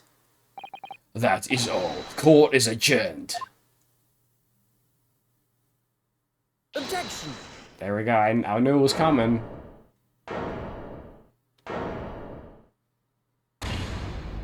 Oh shit. I think we're gonna keep going. I think I'm gonna make this a long finale, because we have to be, like, near the end, right? Like, I feel like we have to be. Thank you, Cosma. Me?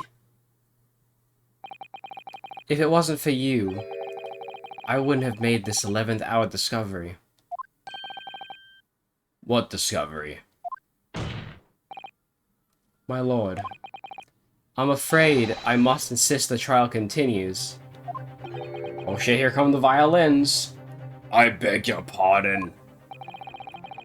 As the court has been reminded today, already, we must stop at nothing to uncover the whole truth.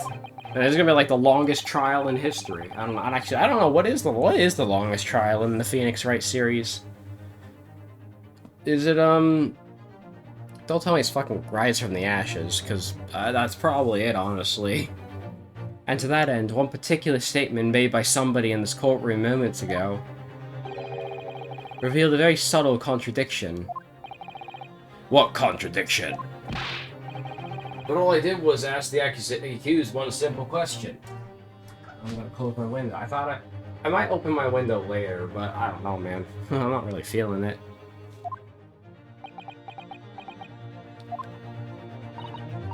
Well, it began with Lord Van Zeek's recollection about his brother.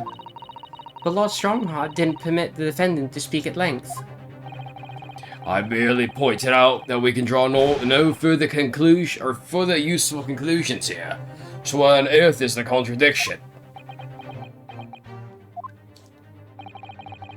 One of them definitely just said something contradictory. It's time to identify who. I don't know. I went to go get a drink, so I forgot. How far back can I go back?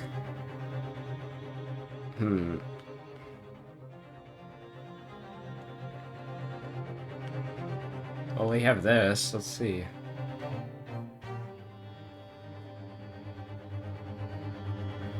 The members of the aristocracy were bleeding for the country, drive for their own gain.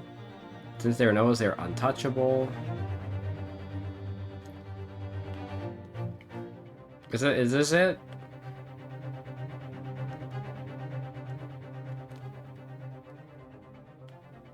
I don't know.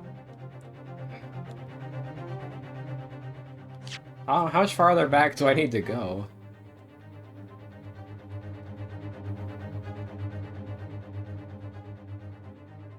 Let's see.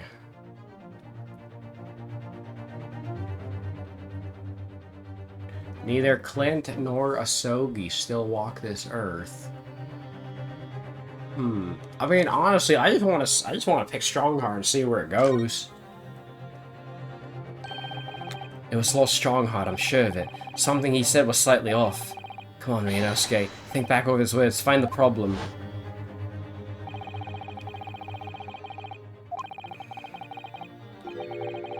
Yeah, that's... Okay, so I was looking at the right thing.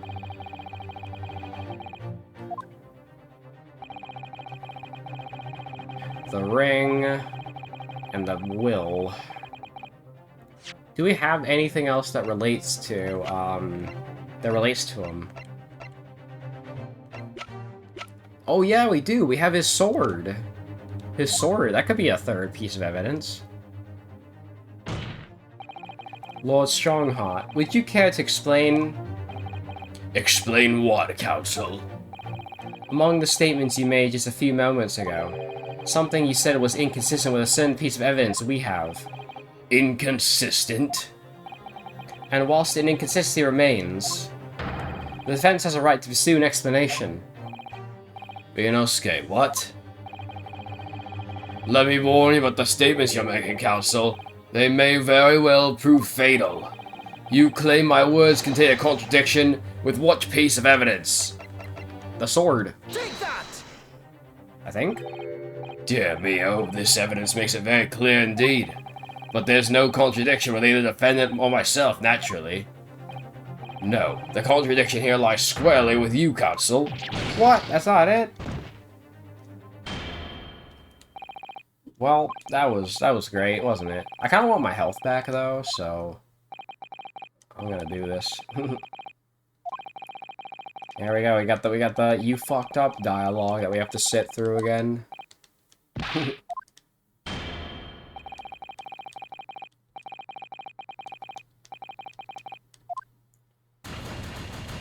Yeah, he's just guilty now. He don't even have to put the fire in the thing, because it's already on the black side. Okay, well, we can try that again.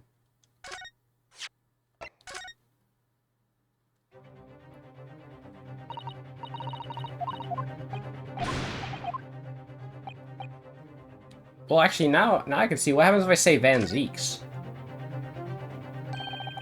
It's Lord Van Zeek's, I'm sure of it. Something what he said was just a little jarring. Okay.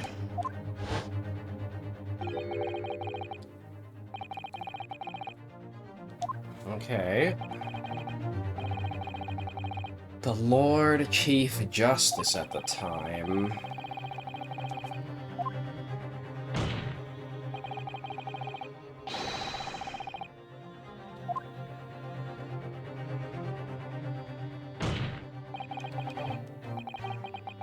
Lord Van Zieks, would you care to explain?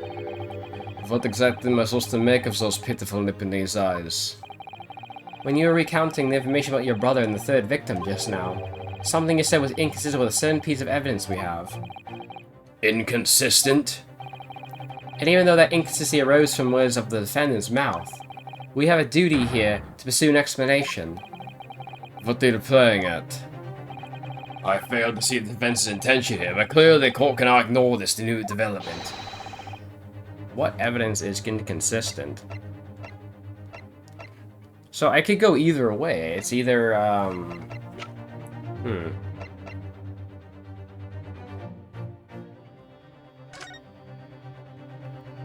It's not this, is it?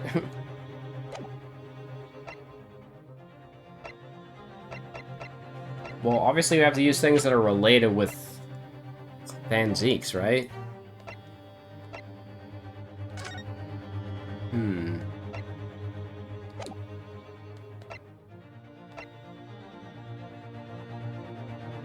I get the feeling this one... I get the feeling this isn't correct, but I don't know, we could see.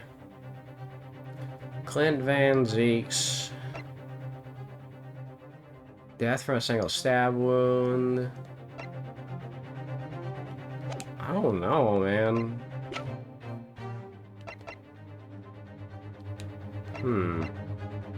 The ring, maybe? I don't know. Take that! I get the feeling this isn't the right line of questioning. I have the distinct impression that permitting you to advocate for me was the mistake of my life. I doubt you dare show your face again at my door once this trial's over. It's going to be very lonely around the Naruhodo dinner table in the future. Not as long as I'm alive, Mr. Naruhodo. I'm sure we only need to think again to fix the situation. Okay, I'm gonna make a save. That way I can, you know, pick freely.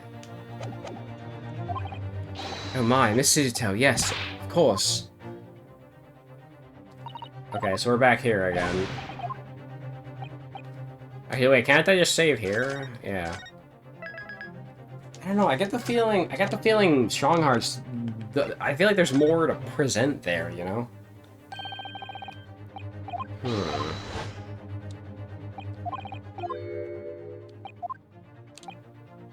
I'm not paying enough attention though, so I might fuck this up a bunch.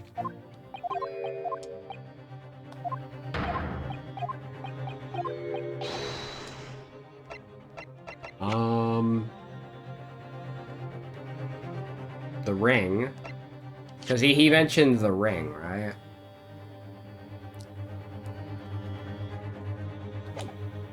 So there's the ring that we have from him. I really thought it would be the sword. I guess not, though. Papers. Do we have anything else that belongs to him? There's the gun. I'm surprised that I don't think... Has this gun ever even come up yet? Like, have we ever presented the gun? I don't think so.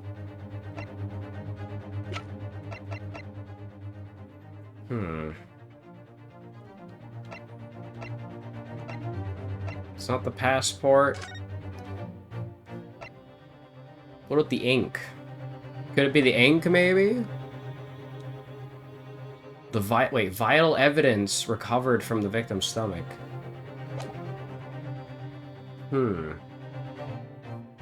Maybe it's this. Take that! No? Okay. Fuck. I actually don't know what to do here. I don't know if I'm gonna be able to figure this out, man. Shit, dude.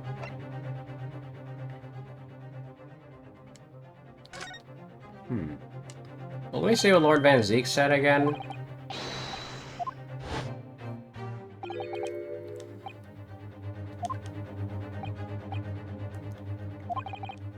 The Lord Chief Justice. Well, do we even know who the Lord Chief Justice was at the time?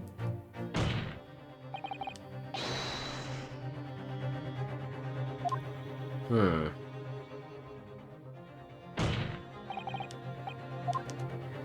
We don't even know who the Lord Chief Justice was back then, I'm assuming. The gun? Is it the gun? It's not the gun, is it? I've already examined the gun, right? Hmm. I wonder when that's... I do wonder when that's gonna pop up. Or a unique serial number, yeah.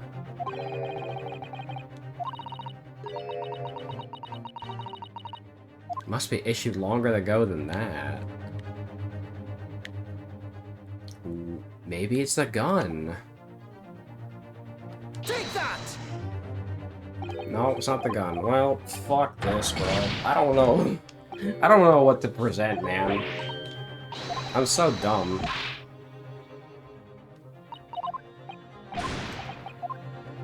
What else can I even present, bro? Like, I thought I was onto something with the sword, and now, like, my whole theory is just falling apart. Is it the dismissal note? Hmm.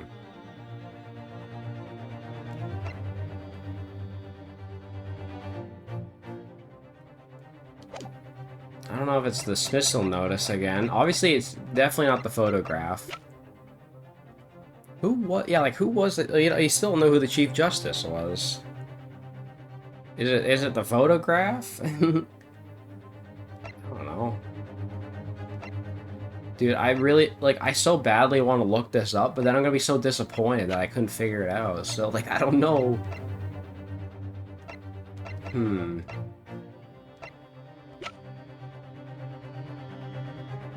I'm kind of, it's kind of crazy that it's not the sword. Actually, what if I present the sword with Van Zeek's instead? Is that something I can try? I don't know, seems like a deep cut theory, but I want to see.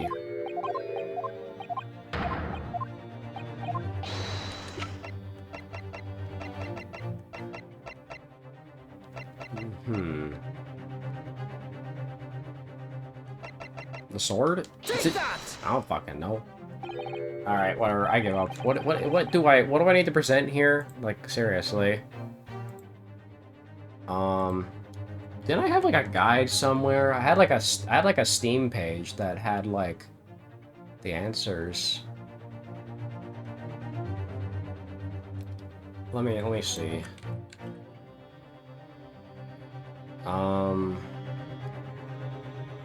Yeah, step-by-step guide for Ace Attorney Resolve. Maybe I can have like a bit of guidance. Alright, let's see.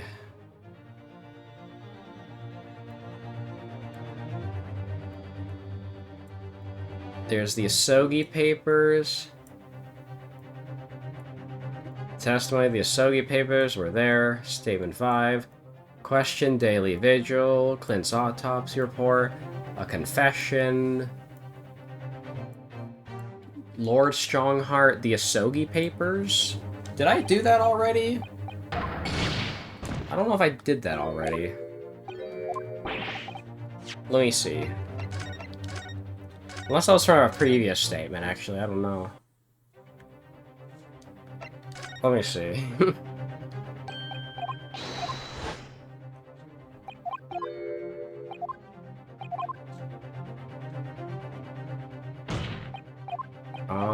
Let's try that. Actually, I don't... That is a good point. I don't think I actually did the Asogi papers on here. Let me see. Is that it? Take that! Oh, it is. I'm stupid. I just never tried that. See, I thought, like...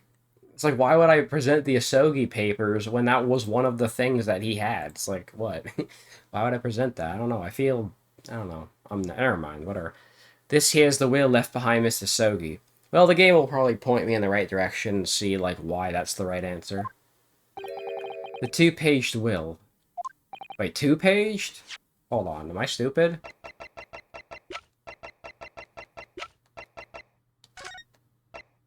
Oh yeah, you're right, it is only 2 pages. Wait, so the reason I present the Isoki papers is because he said it was a 3-page will, and it's only 2 pages? Oh, I know why I got confused.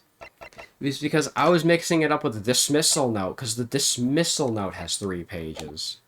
That's why. Oh. Okay, yeah, no, I just completely overlooked that entirely. Can't wait to see how dumb I'm gonna look when I watch other Let's Plays later. Yet moments ago, your precise words were... the 3-page last will and testament. Could it be that originally there was a 3rd page? For a moment, I thought perhaps you'd identified something worthwhile, but it's a mere trifle, I see. A trifle?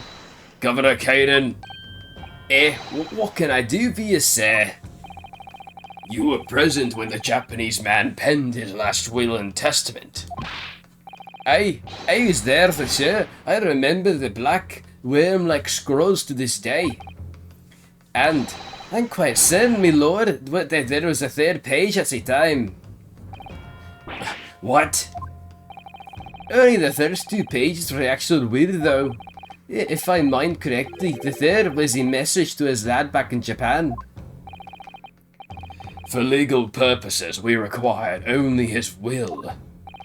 And we wouldn't wanted any unconfident words about both Britain getting back to Japan, eh?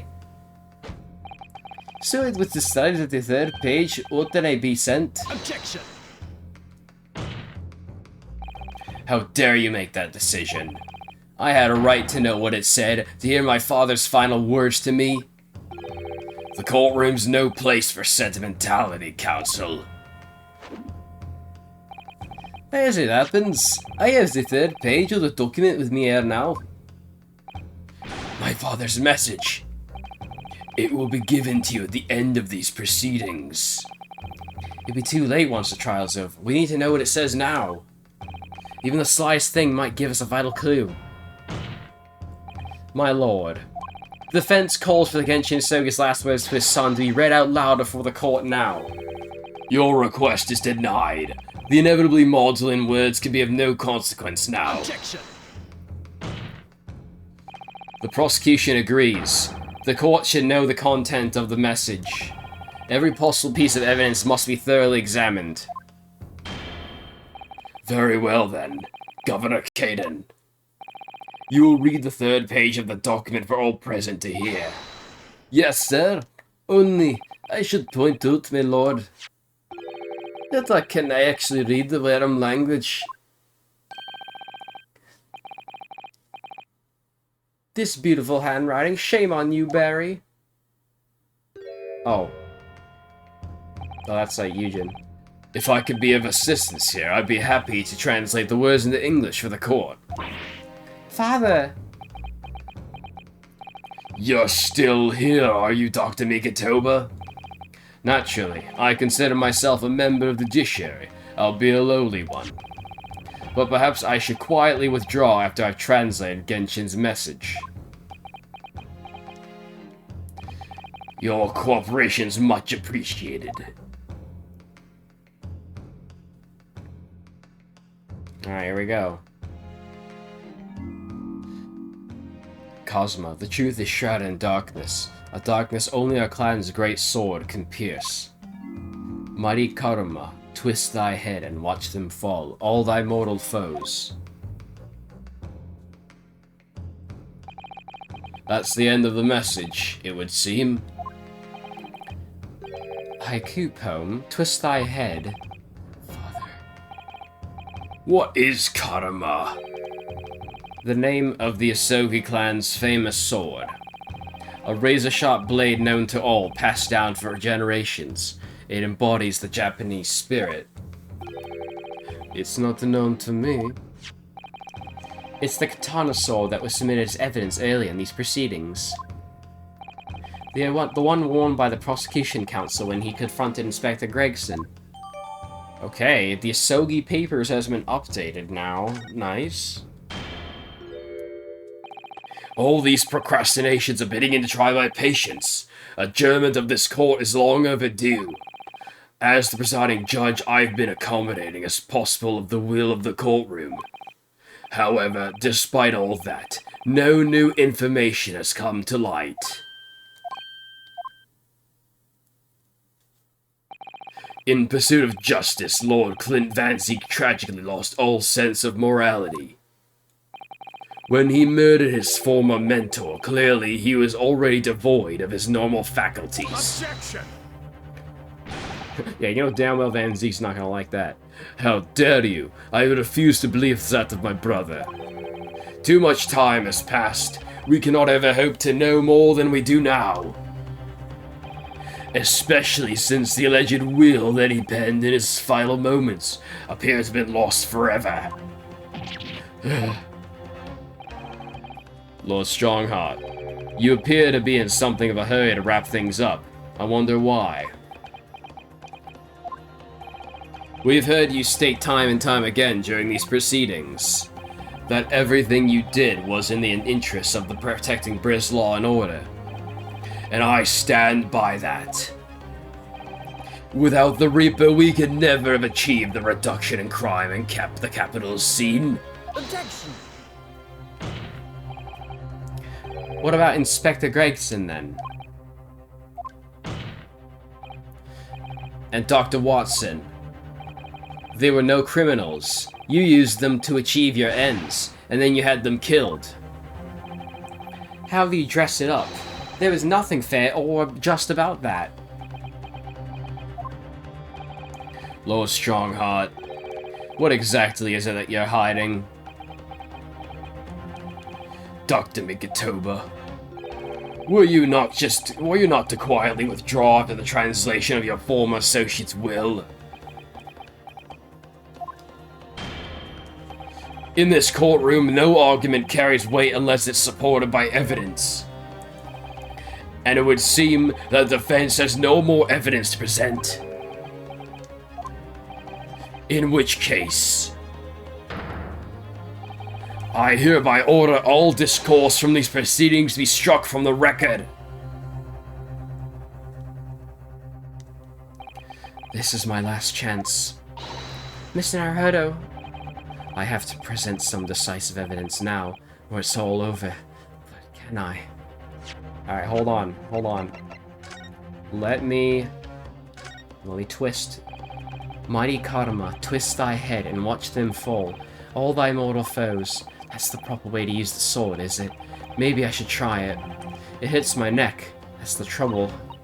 Mr. Naruto, if I might make a suggestion. I think perhaps it doesn't mean your head. Oh. I once studied the history and development of the katana some time ago.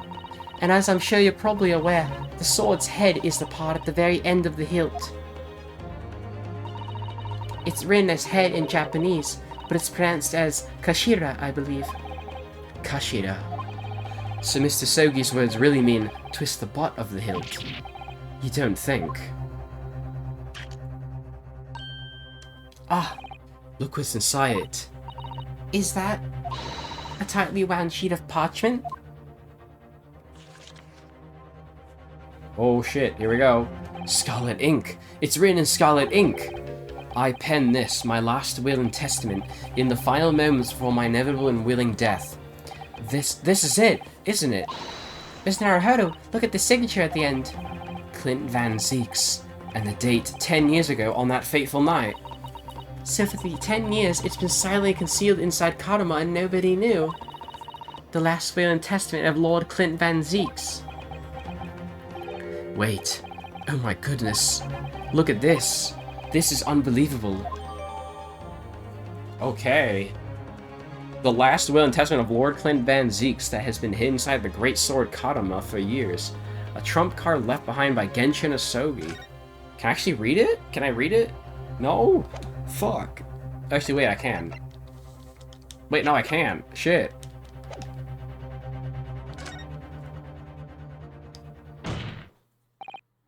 Wait, my lord. As it happens, the defense does have evidence to present. Don't be absurd. There's nothing of relevance remaining from the time. Objection! It's high time to realize something, my lord.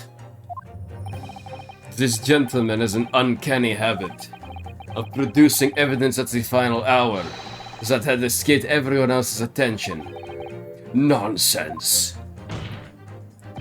What is it, Ryunosuke? What do you have? I dare say, the final, decisive piece of evidence that will reveal the whole truth about this rotten tale. How can you? Decisive? Well, it would appear that there's no escaping it now, my lord. Let it be so then. Present whatever you think you have that can settle this decade-old enigma, if you're capable. Oh shit, he stands up for it. What exactly is this evidence the defense claims to be so decisive? Take that! Boom. There is a single piece of evidence that can clarify what really happened 10 years ago. The last will and testament of Lord Clint Van Zeeks. A wonderfully astute observation, I'm sure. But in case it escaped your notice, that document was long lost ago. That's right, it was. Only, I have it right here. Discovered just moments ago. Oh shit. Impossible! That can't be! Everything that's happened comes back to this will. This document, 720-degree point, is the key that'll unlock the entire mystery. Oh shit! Ugh. My brother's left will and testament. Where did you find that? Oh, he pulled up the sword. Let's go. It was rolled up inside this. Inside Karuma? That ultimate weapon Genshin Isogi obtained has lain undisturbed in the hilt of this sword all these years. Just waiting for the right time to emerge and reveal the truth. The signature and seal certainly look official. My god, it's true! It's my brother's handwriting. There can be no mistake. Oh shit, it's just Van Zeeks and Mikotoba now. I forbid the contents of that document from being read out, do you hear me? I strictly forbid it! Objection! You can't do that, my lord. The document could explain everything. That document can literally destroy the meaning of justice in this country. I demand that you hand it to me at once. Why? What are you trying to hide? Could it be that you already know what's written on this page? Ugh, what are you implying? Court is adjourned with immediate effect. Clear the courtroom. Objection! Yes, the leg! Let's go! Do that, my lord, and you'll suffer a fatal blow as Lord Chief Justice. I beg your pardon. Forcibly ending a trial without good reason. And not any trial, a closed trial by order of Her Majesty the Queen. To defy the monarch's will is treason.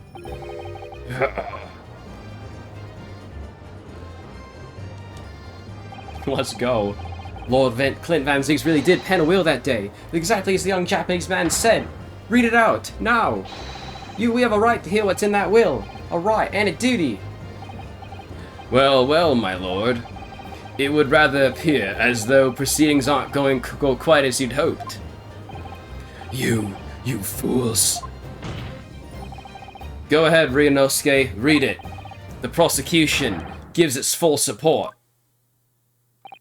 Very well, then. No, for God's sake. No!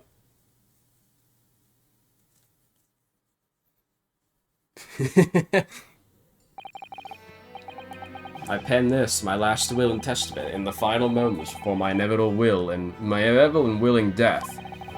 The hour is 11 p.m. and I sit at my writing desk in my office. My good friend Asogi stands at my shoulder. He has expressed his intent to invoke the dying ritual of the duel that I may depart this world with honor. An honor of which I am utterly undeserving. The Japanese are a truly merciful people. Oh, that's a nice image. I, Clint Van Zieks, Lord of the Manor of the Van Ziek Estate, hereby confess to the following. I am the killer who has come to be known in society as the Professor, guilty of the 4 counts of murder. I will not here discourse the corruption rife among the aristocracy, which is to me as one of them so apparent. However, 6 months ago, I took the life of a member of the House of Lords at the heart of the depravity. A demon who habitually sacrificed the common man to further his own interests, abusing his position of power. The law is impotent against such a vile avarice. Only a fellow demon can rid society of this menace. That demon was Query, upon which whom I willingly set my great hound. But though I am a hunter of some experience, I'm a poor felon, it seems. My guilt was at once recognized by another, and I became subject to his extortion. He held over me the threat of exposing my wicked crime to my beloved wife and brother. Under that threat, I have done this man's bidding for months now, killing those he demanded I kill.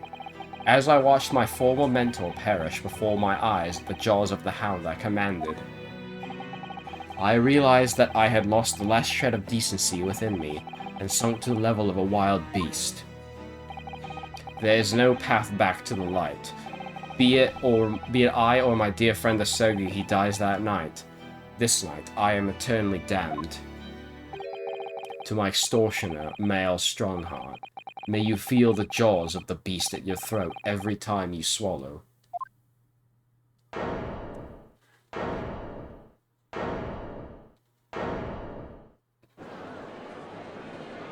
He's just smiling now. So now we know, yes, Clint Van Zieks was a murderer. But somebody was directing him and naming his victims. His extortioner, Lord Miles Strongheart. It was you. Lord Strongheart, a moment ago, you claimed what the court had just heard could destroy justice in this country. But you weren't trying to protect justice at all. All you were trying to do was conceal the secret of your true nature and the countless lives you sacrificed up till now. It just didn't make sense to me.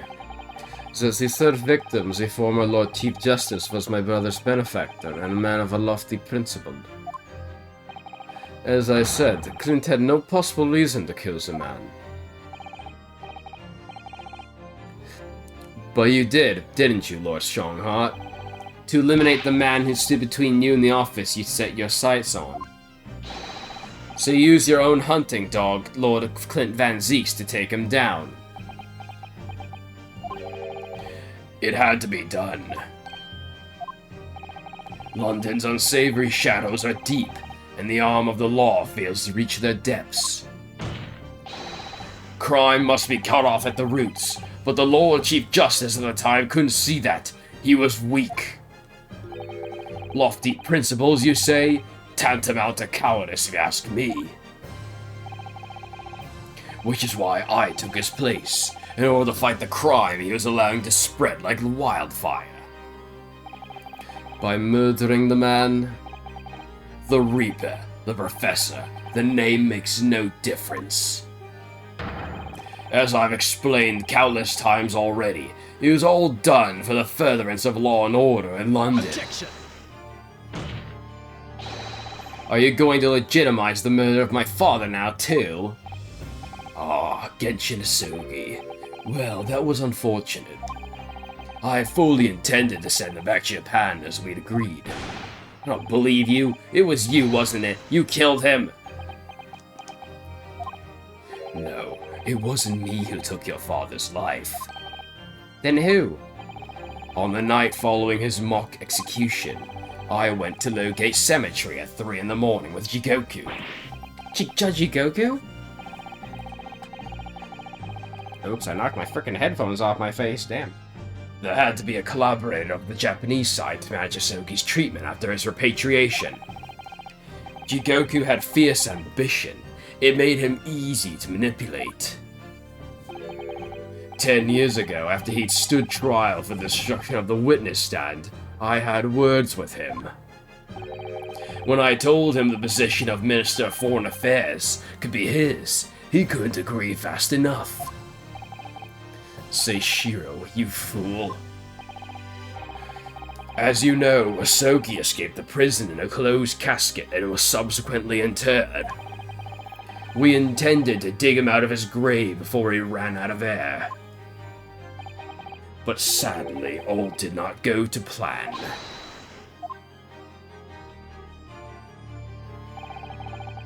There was an unexpected visitor to the cemetery with his own ideas about digging up graves. A man who witnessed what nobody was supposed to see. In Octreba. Of course, I knew grave robbers frequented London cemeteries. But that grave on that particular night...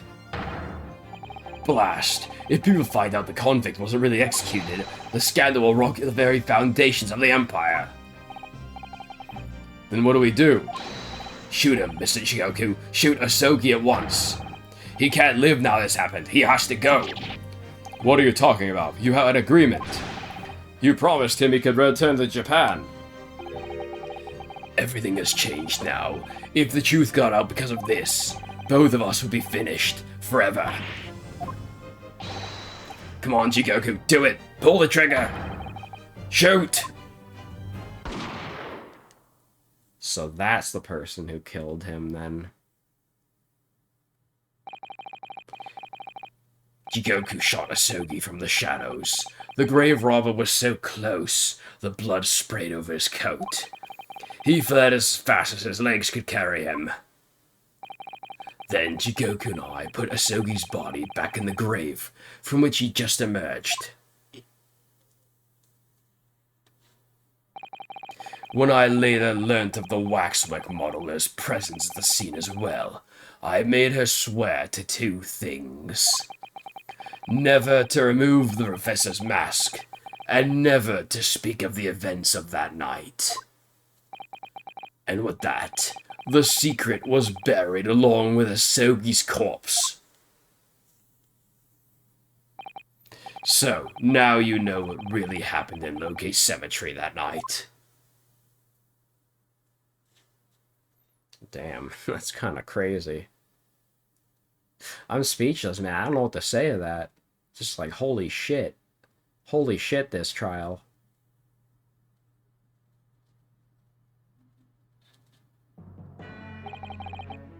It was Jigoku, your Japanese acquaintance, who killed Asogi in the end, you see. He claimed to be the man's friend, but when push came to shove, he pulled the trigger. Just before Mr. Jigoku left the courtroom earlier, he said that the assassin exchange proposal was a demand from his British counterpart. Damn yawns, not a request. So you coerced him too, using what happened in the graveyard? By that time, Jigoku was the Minister of Foreign Affairs, negotiating international treaties with Britain. You can imagine what would have happened if it came to light he'd murdered a compatriot 10 years earlier. He would have lost everything. I merely reminded of him that. How do you sleep at night? Those past 10 years, I fought tirelessly with the darker recess of London's criminal underworld. And I've used whatever means necessary to ensure that justice prevails and law and order reigns supreme. Objection!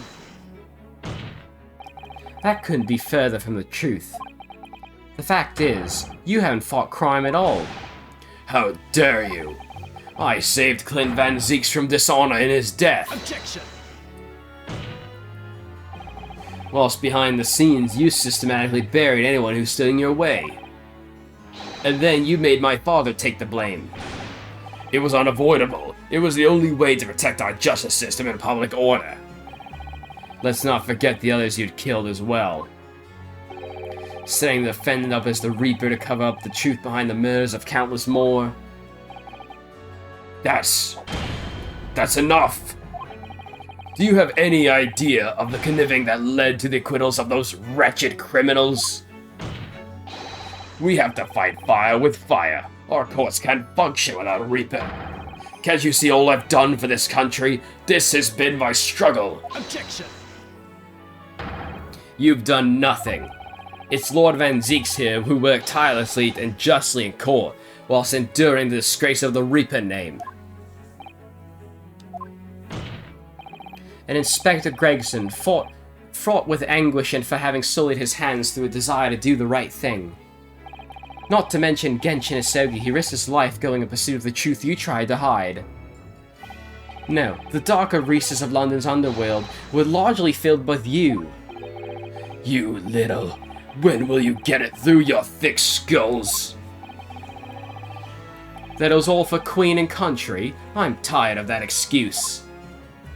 You've consistently twisted the truth of bargaining power to make others do your bidding, nothing more. People who willingly twist the truth and coerce others have no right to call themselves part of the judiciary. I strongly suggest you don't ever talk of justice again.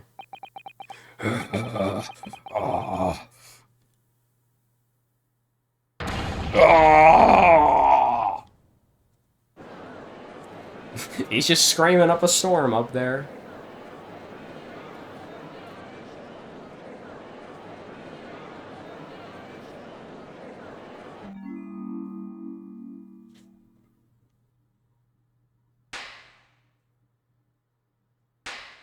Oh, damn.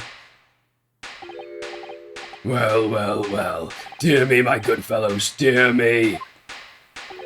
A well-deserved round of applause, I think, for quite a marvelous performance. He's doing the fucking Damon Gant thing. What are you talking about? Those delightfully grave expressions, that beautifully pronounced Queen's English. Really, our friends from the Far East are quite the picture of industriousness. You fraud! Keep your mockery! Please, don't misunderstand. It really is exactly as you both said. What are you trying to say? I have occupied the darker recesses of London's underworld, and, how did you put it, done nothing? I confess it's a little embarrassing to have it pointed out quite so starkly, but yes, I really have done nothing, which means I can be indicted for nothing, no? What? It's true. Personally, I have committed no crime. I've merely been surrounded by fools who've acted very rashly indeed. Objection! You can't get away with that. You've consistently preyed on people's weaknesses. And what? Threatened them? Are you sure it wasn't just bargaining? Oh, he's not gonna go down yet, is he? I would like to address all the good lords, ladies, and gentlemen of the judiciary here present. You all know of those darker recesses in our great capital, and deep down, I believe you also know that to fight those who dwell there requires at least some of us to occupy the darkness ourselves. So let me appeal to your good sense now. Consider the situation with me. If this catalogue of horrifying revelations were to become common knowledge among the 6 million inhabitants of London, what might happen? To learn that the infamous murder of royals and nobles was a respectable member of the aristocracy himself. That evidence was fabricated in the scapegoat's trial, amid secret negotiations with prosecutors to effect a jailbreak. That the Reaper of the Bailey was an organized group of assassins managed by a Scotland Yard inspector. And finally, that it was all masterminded by the Lord Chief Justice himself. If the general public of Britain knew the truth, all faith in the police and prosecutor's office would be completely lost, without doubt. Public order in the capital would completely break down. We'd be cast back to the lawless days of the last century. Precisely, as it was 100 years ago, when 1 in 10 of the population were criminals. Think what we've accomplished since then. A public policing force, a comprehensive set of laws. And if we went to continue to protect this new era of law and order, I say again, we must at times occupy the darkness ourselves. I don't know how the fuck I'm still doing this voice. I've been going like 3 hours almost, and I'm still doing this fucking voice. We have successfully identified and apprehended the man responsible for taking Inspector Gregson's life. That is all that was expected of this trial. All these other matters that have been discussed will be eliminated from the minutes of these proceedings, in the interest of preserving law and order, and to protect Her Majesty the Queen, of course. Well, my lords, ladies and gentlemen, what say you?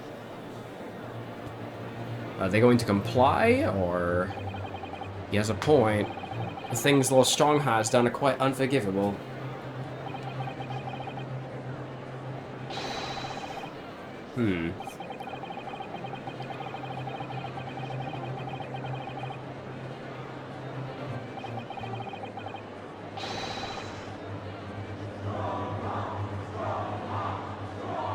Uh-oh. They're agreeing with him. Are you hearing this? This is the will of the British judiciary.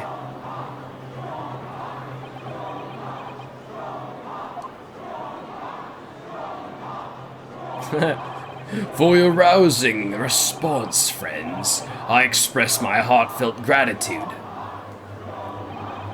Therefore, in accordance with the overwhelming wishes of the court, the records shall be erased.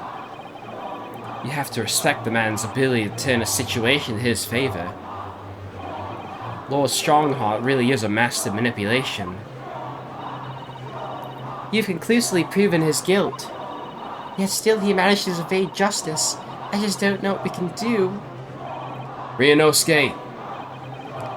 Looks like the trial really is going to come to an end now. I'm almost out of options, I think. There's really only one path left to open to me. Raise an objection. Yes, when all the games are over, it's the obvious choice. Let my voice reverberate around the courtroom and make people listen to reason. Objection! Objection. That was the easy part. But what do I say next? As a man who's fought many battles in this very courtroom, let me offer some advice. Objections need substance behind them, otherwise they are merely objectionable. The fence has no objection to being penalized in this instance. Well, I was about to get to the evidence. Fuck you. Fear not, Mr. Naruhodo. I certainly won't object if you decide to make a perhaps wiser choice now. Yes, right. A wise choice, of course. Here it comes.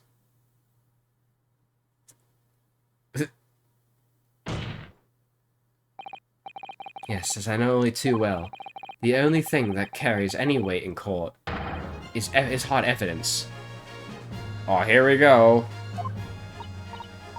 But Mr. Naruhodo, what evidence does he use at this stage in the trial? Here's Ryunosuke's final objection theme, which is so cool. I haven't heard it yet. I have an idea. I don't know whether anything will come of it, but if there was ever a time for using this particular item we have among the evidence, it's now. It's the bunny! It's the bunny! The bunny! Take that! Oh my, yes, Mr. Sholmes asked if you had that with you earlier. We exposed all of Lord Strongheart's wrongdoing now. I've no doubt that Mr. Sholmes had already deduced exactly how the truth will unfurl. So I think it must be time for the great detective to take the center stage, don't you? Yes, absolutely. Let's take the hair by the ears then, and heave. Alright, here goes. Heave! Ow, ow, ow! My dear fellows, must I remind you every time a gentle tug will suffice? Mr. Sholmes. You're looking in quite the wrong direction, Mr. Naruto. Because I'm over here. Mr. Naruto, he's... What, he's a projection now? It's Mr. Sholmes. What the fuck? How is he doing this? How is he projecting himself into the courtroom? I was expecting you back, Sholmes. Delighted to be here again, Lord Strongheart. What is the meaning of this? Bailiff, seize him! Put that man in irons! This is a closed court. You've been warned once already, man. What the? We can't get all of him, my lord. Bro, he's he's default dancing on them. I'm afraid your efforts are wasted, you see. The great detective you see before you is composed entirely of light and shadow, an image, if you will. Mr. Naruto, I must congratulate you on your fine deductions. Mr. Sholmes, what on earth is... Are you familiar, I wonder, with the invention known as a telephone? Well, yes, I hear that some public telephones have been installed recently in Tokyo. The sound of the speaker's voice is converted to an electrical signal and transmitted instantly to another place. Quite. Sounds are transmitted, so could not images keep them company, I mused? Iris and I did some modest experimentation to develop such a device specifically for this very day.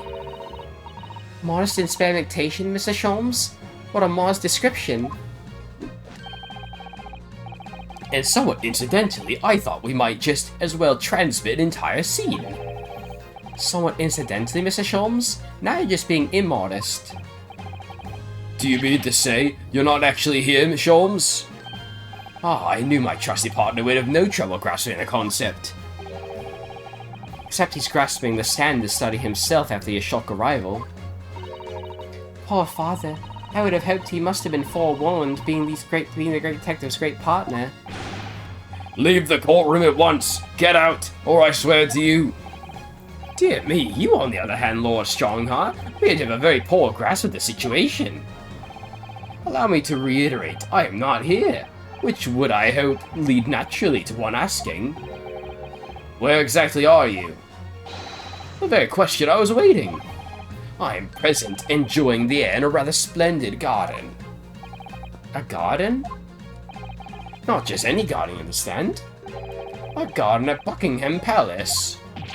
What? You can't be! Buckingham Palace!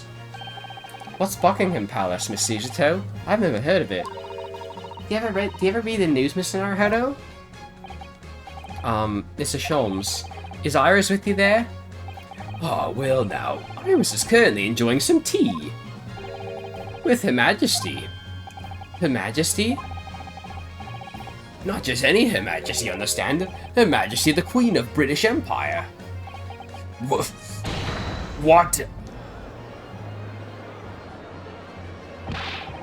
What on earth is all this about? Buckingham Palace is Her Majesty the Queen's residence in London, Mr. Naruto. Order in court! I demand immediately silence! Her Majesty the Queen? You can't be. I mean, no. This is some sort of unforgivably distasteful trickery by a third-rate detective, that's all. Unforgivably distasteful trickery? What an apt description. A closed court session attended by elite members of the judiciary is a rare event. I presume that Her Majesty will be more than a little curious about the proceedings. So I decided to show her everything, from start to finish. Huh? You showed her? Indeed. By dint of Herlock Sholmes' remote cinematograph. You meddling... This is some kind of nightmare. Just as I appear to be standing before you, regaling you with my talk of my latest invention. No doubt you've inferred that the reverse is also true. You don't mean... Her Majesty has seen and heard every moment of the proceedings. I assume there'd be no objection after all. Every trial in this country He is conducted on the auspices of Her Majesty, as you know. You... I confess, I am quite impatient to hear Her Majesty's opinion about the unforgivably distasteful trickery in which you've been engaged over the past 10 years. No, I was merely... Oh, so sorry to keep you all waiting. Vicky and I had so much to talk about. Iris, there you are. In fact, I have a little message here from Her Majesty. A message? Well then, if everyone is sitting comfortably... Forthwith and with immediate effect, all authority previously afforded to Miles Strongheart is hereby revoked forevermore. Furthermore, he will be prosecuted for crimes against his country in a public trial by jury in the coming days. So, it seems that Her Majesty doesn't believe we need to fight fire with fire. Justice in this country needn't be administered from the shadows at all. Miles Strongheart, the darkness you fostered to conceal despicable actions these last 10 years is a thing of the past now. After today, your brand of law and order has no future, because no longer are you the Lord Chief Justice.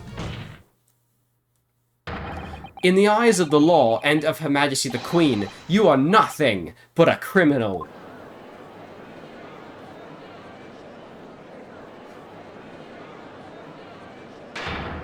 Adjourned! Adjourned! Adjourned! Adjourned! Adjourned! Court is adjourned!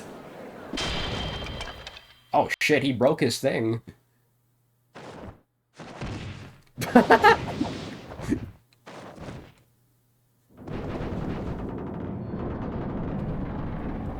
was not expecting him to fucking fall off. That's funny.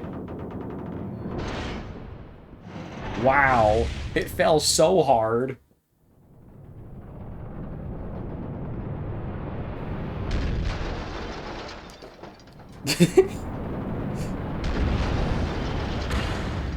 Oh wow, that fucking goes hard. Holy shit.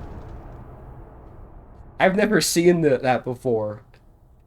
I thought I got spoiled on his fucking breakdown, but I did not see that. Oh my god, that was awesome.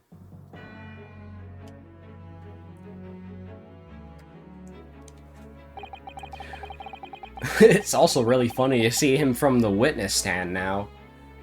Lord Clint Van Zeeks was left in a wall which he confessed to everything. When those words came out of Asoki's mouth, it deranged me completely. I knew I must do everything, and anything and everything in my power to contain the situation. But I couldn't find the damn document. I searched this cell, but it wasn't there. Which precipitated the jailbreak plot, I presume? What do you mean? The need to obtain that will was all-consuming. I was sure that if I facilitated Sogi's escape, he would emerge with the will somewhere on his person. But despite searching his limp body in the cemetery that night, it still eluded me. It never even crossed my mind that it was concealed in the sword's hilt.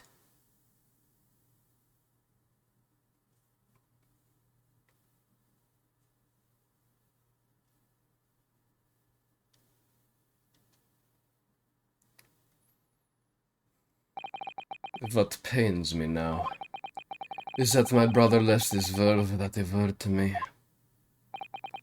I'm sorry, Lord Van Zeeks. In point of fact, I think perhaps that isn't the case.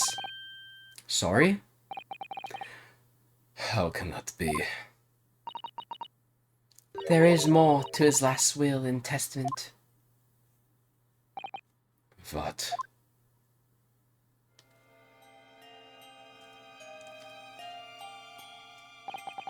As I confront the prospect of my demise, I feel bitter regret for my younger brother. Barak, you have always looked up to me, and now you follow in my footsteps to become a prosecutor. It is my fervent wish that my unspeakable deeds should not hinder your advancement. I ask not for understanding, for none could understand my depravity. I ask only for forgiveness.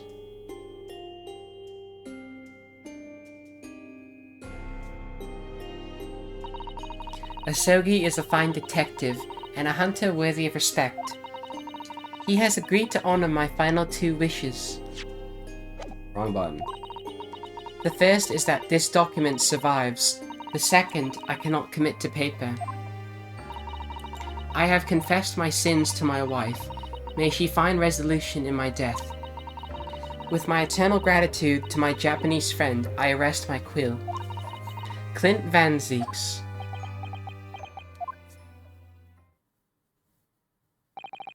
Clint.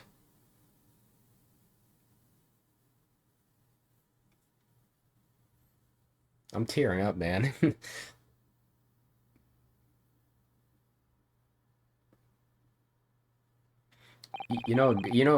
case is a good one. It makes me tear up.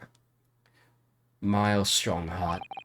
You colluded with Seishiro Jigoku in a criminal plot so immense it spanned the oceans.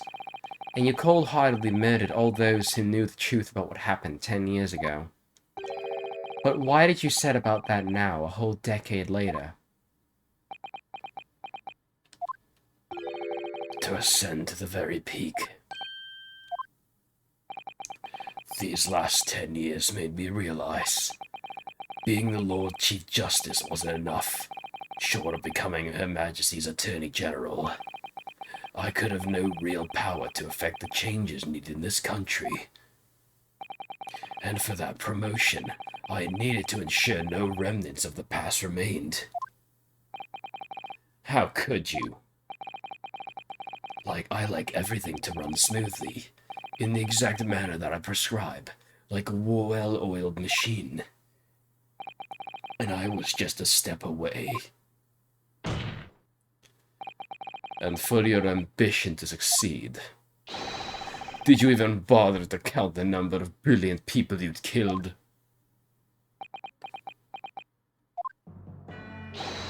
Ah, Mr. Reaper, are you not forgetting something? Such as...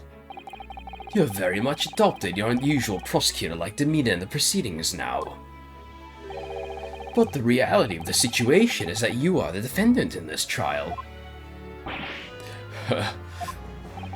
However, the presiding judge would appear to have fallen from the bench, as it were. May I suggest, therefore, that we entrust the final adjudication to an old friend? Yay, the old judge. My lord. As a member of the judiciary, I have been following proceedings from the gallery. And I must say, I shan't ever forget the extraordinary battle between good and evil that I witnessed here today. Yay! The darkness that has blighted justice in our land these past 10 years has been dispelled. Thanks in no small part to the efforts of a bright young star from the east. Defense Counsel Naruhodo. Yes, my lord.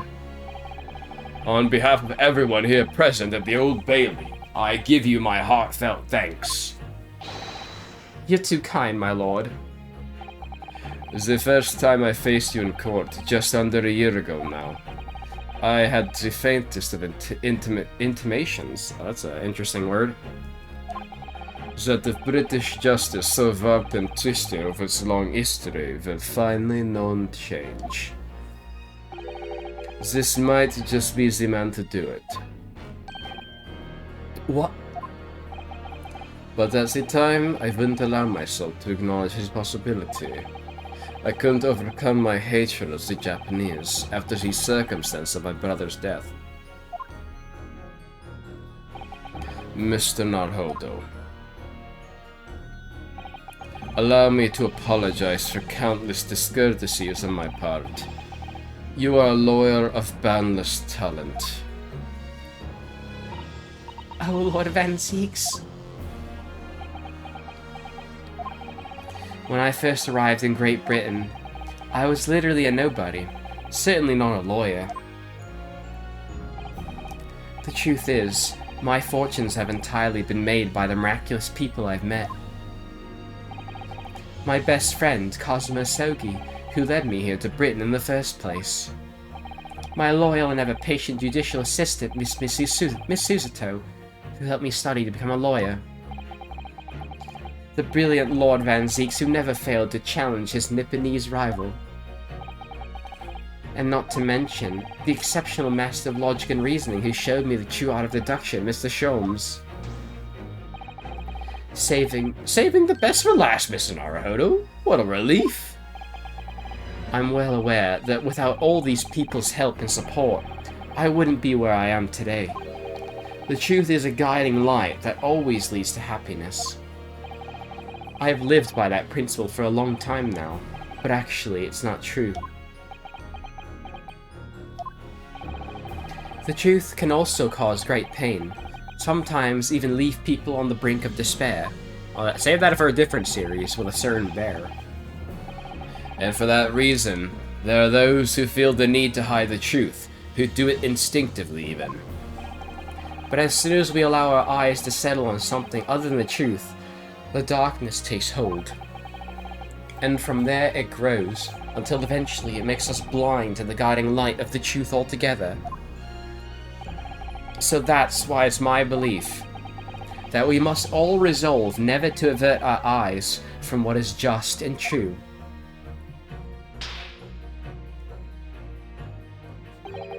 So that we can continue to walk the straight and narrow ahead.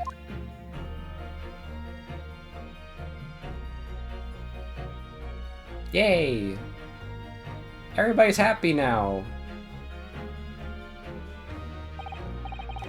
Well, I must excuse myself now. But before I go, Mr. Naruhodo, let me compliment you on your grand opus. What? Without your beautifully composed case against Lord Strongheart, Her Majesty would have been unable to act. Thanks to you and your fellows, the haunting undertones corrupting Britain's justice system have been silenced. Thank you very much.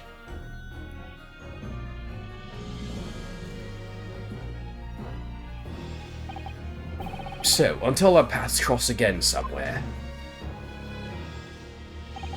Well then, it would appear that this long trial has finally come to an end. My apologies for any anxiety caused, my lord. I'm quite sure we shall meet again here in the courtroom before long, Prosecutor Barak Van Zeeks. In conclusion of these proceedings, I hereby declare the defendant Barak Van Zeeks not guilty. Woo! And I guess you guys are gonna need a new scale now, huh?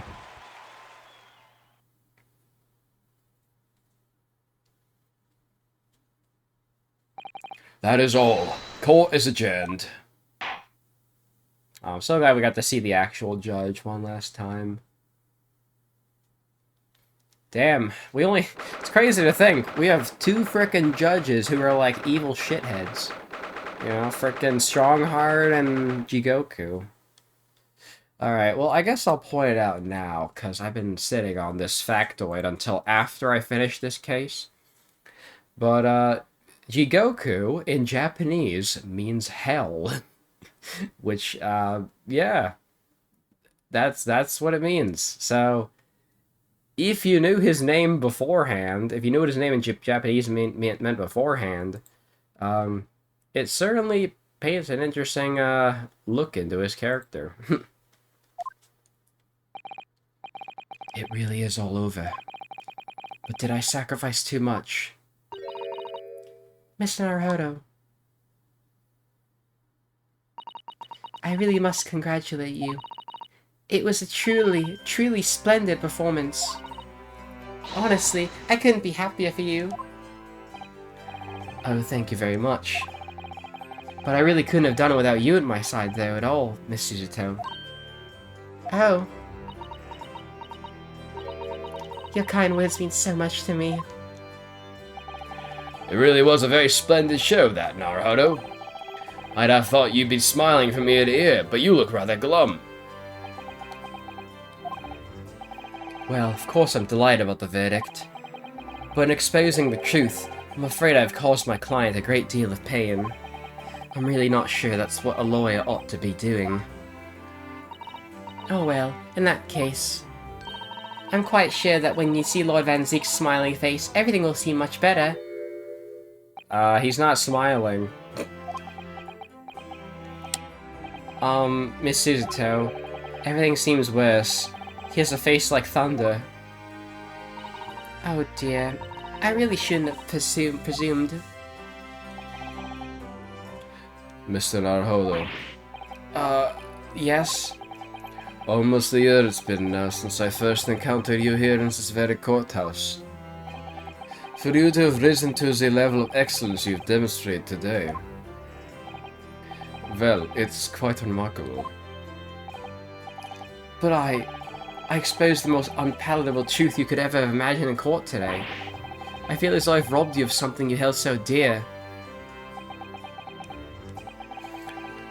What was it he said? To fight those who dwell in the darkness requires at least some of us to occupy the darkness ourselves? But that was just a feeble excuse of a coward. Only those with a steadfast eye for the truth of what it takes to fight the dark forces of crime. You made fine work of establishing that fact in court today. Oh. Well, thank you. What magnanimous words. I'm quite sure that Kazuma-sama would have a smile on his face at this very moment if he were here. Kazuma. He doesn't look very happy. Miss Suzuto, there's another face like thunder here. Oh my, and he really was here. Lord Van Zeeks. Allow me to congratulate you on your quill. Congratulate me? Or curse me? You failed to bring down the Reaper.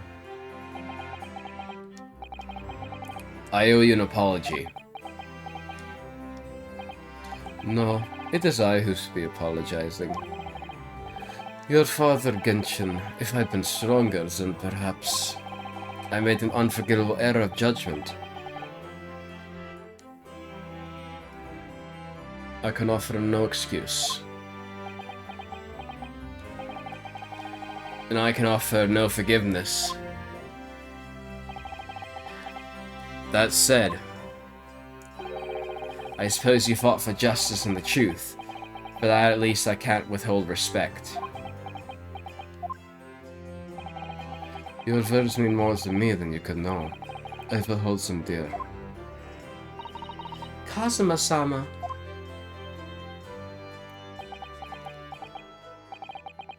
I must say, there's one thing that's still bothering me. What's that? The will that Lord Clint Van Zeeks wrote before his duel with my father.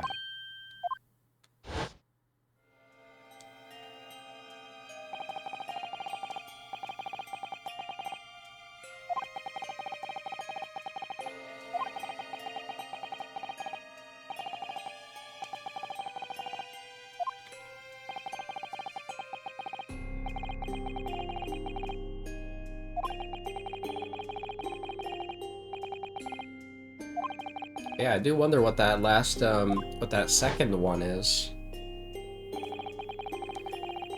What can the second of his final wishes have been?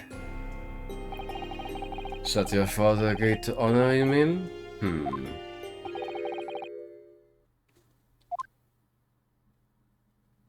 I think perhaps I might be able to shed some light on that. What? Father!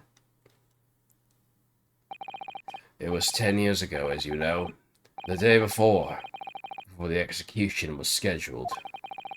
I went to the prison to say my farewells to Genshin.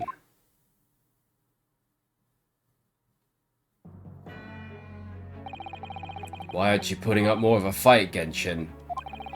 If you'd only agreed to it, Seishu and I would gladly petition the government. We've been through this already. You don't need to worry about me. Anyway, Eugen, I have a favor to ask of you. Something of great importance.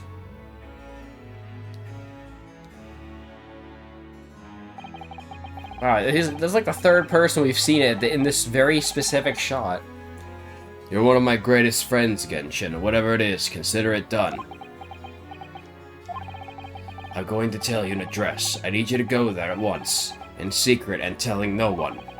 You can find a lady of the gentry in hiding there. A lady of the gentry? She's not in a good way, and she's with child. The birth is imminent. As a medical man, I'd like you to tend her. Please, you're her only hope. By any chance, is the child yours, Genshin? Don't be daft. It's a favor that was asked of me by a man I knew, as his dying wish. My goodness.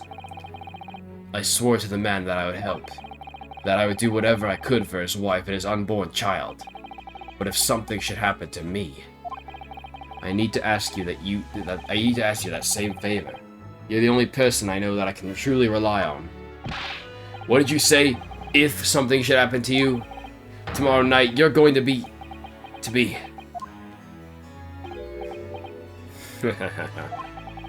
You never know, though, do you? What life will bring. Alright, then. Tell me the address. I'll head there at once with Seishiro and... No, not with him. Pardon? This is a favor I'm asking of you, and only you, Eugen. Right, I see. Very well, then. I think I have an idea on who his daughter is. That very night, I caught a train from Paddington to Dartmoor in Devon. I found the old house, in the middle of nowhere it was. An old hunting hound lay asleep in the grounds.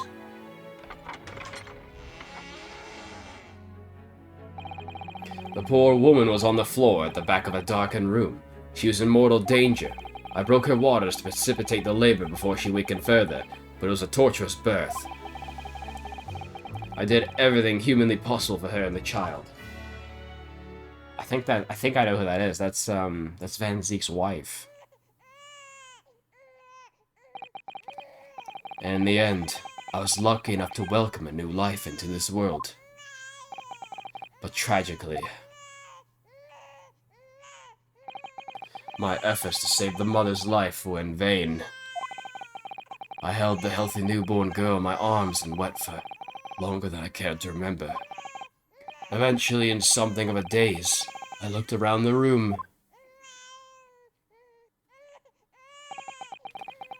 There was precious little in it, but an old travel trunk caught my eye. It had clearly been well looked after over the years, made of top quality leather with fine stitching. But it was when I saw that emblem on the side of it that everything dropped into place.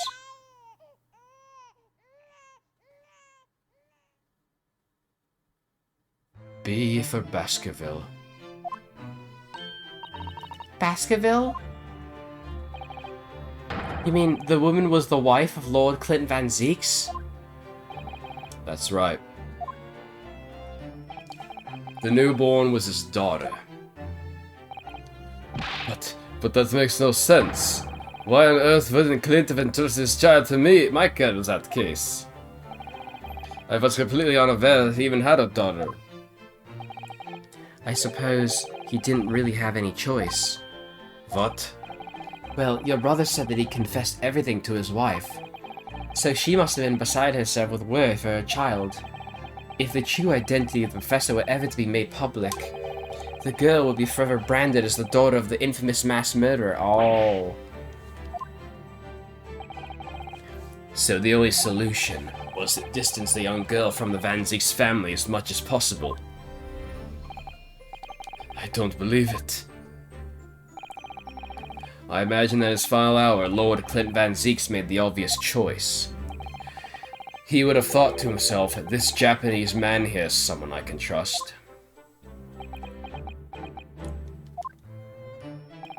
I honored my promise to Genshin, of course. However, only a month later, I was summoned back to Japan. and without disclosing the parentage of the child, I couldn't obtain permission to take her with me.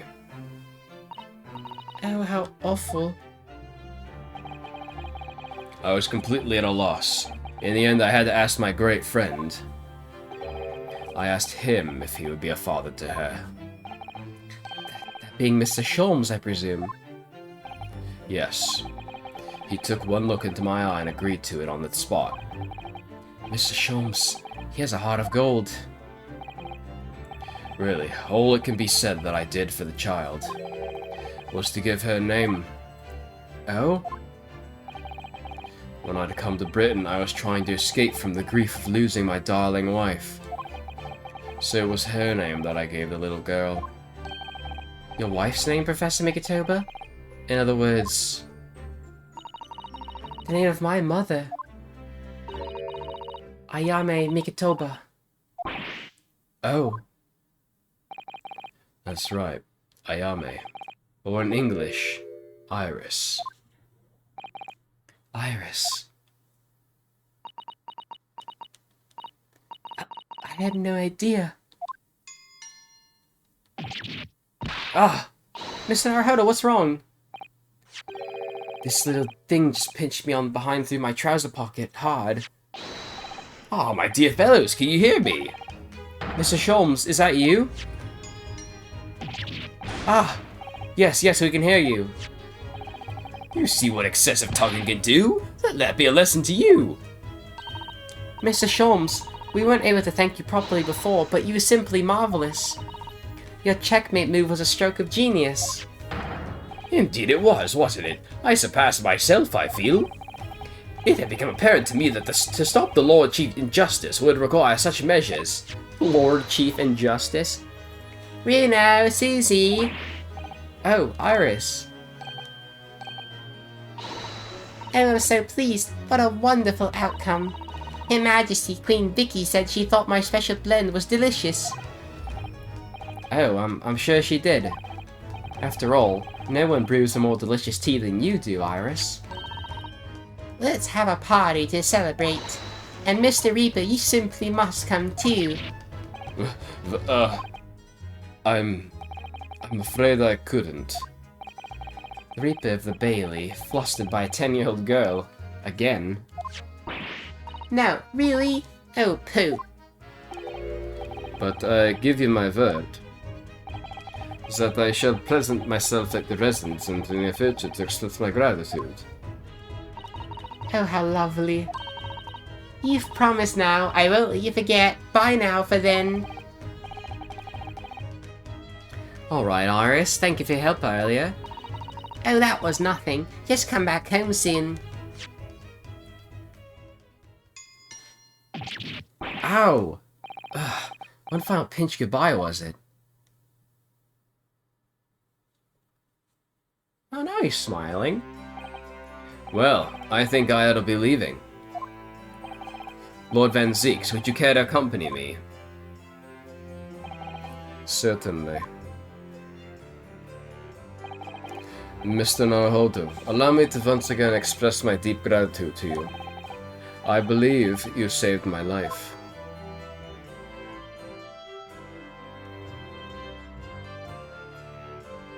Hooray! Wait, Lord Van Zeeks. Yes. What are you intending to do now? Well, clearly I shall have to resign from the prosecutor's office. Oh no! I intend to publicize the full truth about the Professor case. Once that's done, the Van Zeeks family will be ostracized completely from London society. Surely not. So as soon as I'm free from my employment, I shall leave the capital. Oh, I see.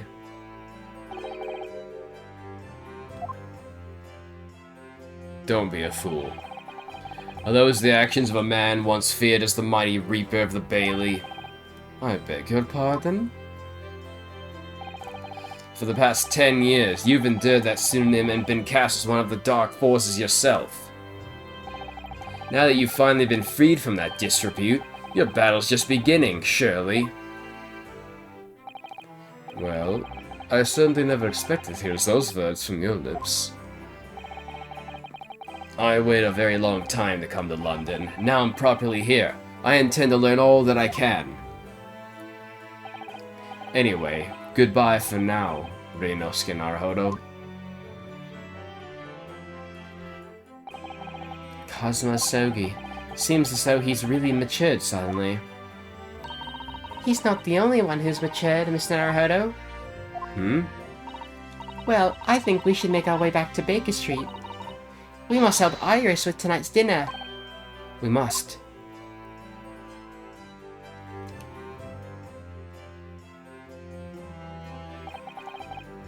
It was then that I came to an important decision about my future.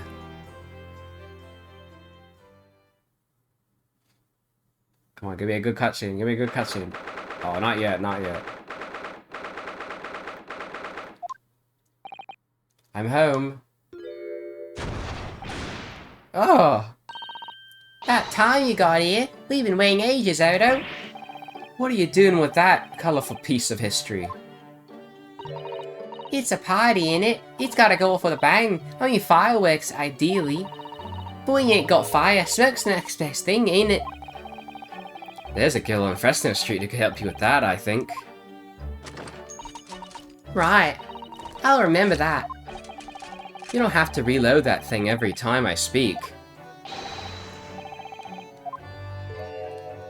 You really must hear this. I assure you, it'll defy your expectations. Take down every detail now, Mikitoba.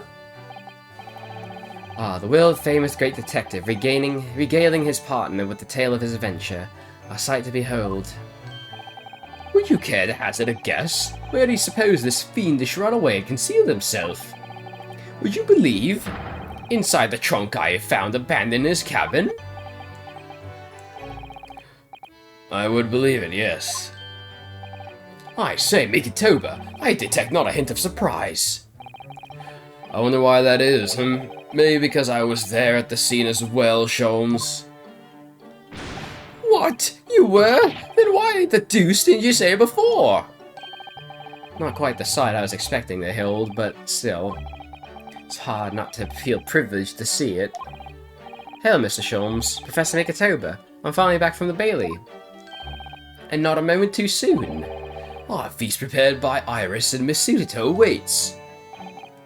I must say, I haven't seen Suto looking so happy in a very long time. Ah, Uno, there you are. Dinner's on the table, everyone. Please do come and take a seat. Time to fill in me boots.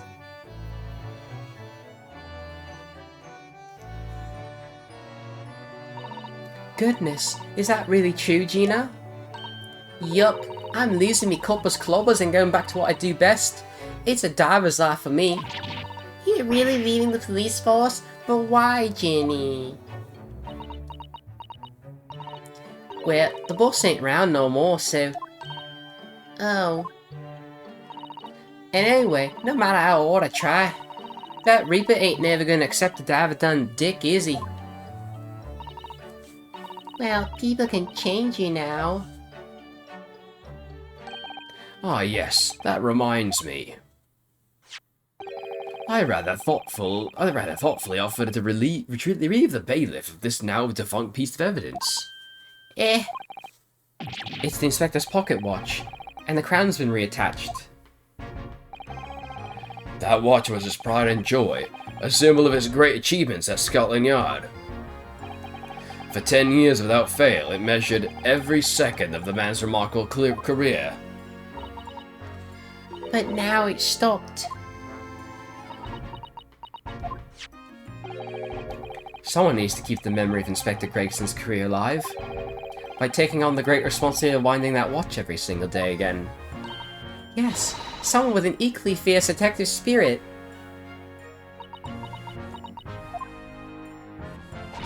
It's gotta be me. There ain't no one else. Quite right. I mean, after all, the boss was... Well, he was my boss. Yes, Ginny, he was. That's what I like to see. Oh yeah, I made you a promise and all, didn't I, Iris? That'd be become a proper detective one day and track down the old man. Oh. Alright then, it's decided. I'll do it. And I swear. And I'll find your dad and bring him back kicking and screaming. I'm not entirely sure that'd be appropriate. Yes, I think, Gina, it might be best to... Well... I think I'd like you to forget that promise, Ginny. Eh? Iris? Well, obviously I've always wondered about who my real daddy is. Of course I have. I wanted to know where I've come from. I thought it might tell me something about myself. But I've caused such a lot of trouble trying to find out.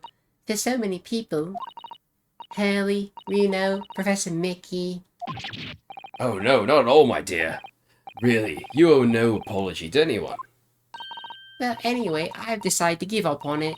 Because I finally realized my daddy is the greatest in the world. I don't think it matters what his name is or where he's from. Don't you agree? Hurley?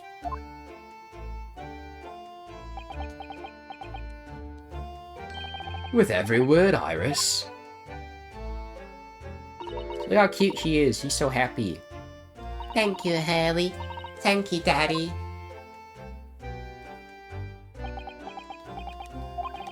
I think Mikitoba. Yes, Sholmes. I think that I ought to express my gratitude to you. Oh? For 6 years, you and I solved many a mystery together. And during that time, I remember countless expressions of gratitude for our good services. But a moment ago, I heard the most pleasing expression of gratitude of them all. And I should never experienced it were it not for you. You old softy, Sholmes. But I must confess, it's a weight off my mind to hear you say it. Well then, I think this calls for a lengthy violin recital, wouldn't you say? Oh, well, the food would go cold. That's the only problem. Maybe next week, Hurley. Are you sure a week is long enough, Iris?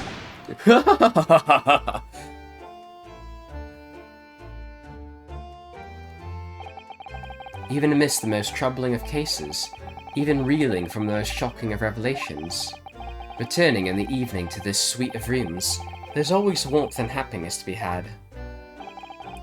The home of the world's greatest detective, and my home too, with my greatest family. The best family anybody could ask for. Oh, it's nice to see this area at nighttime.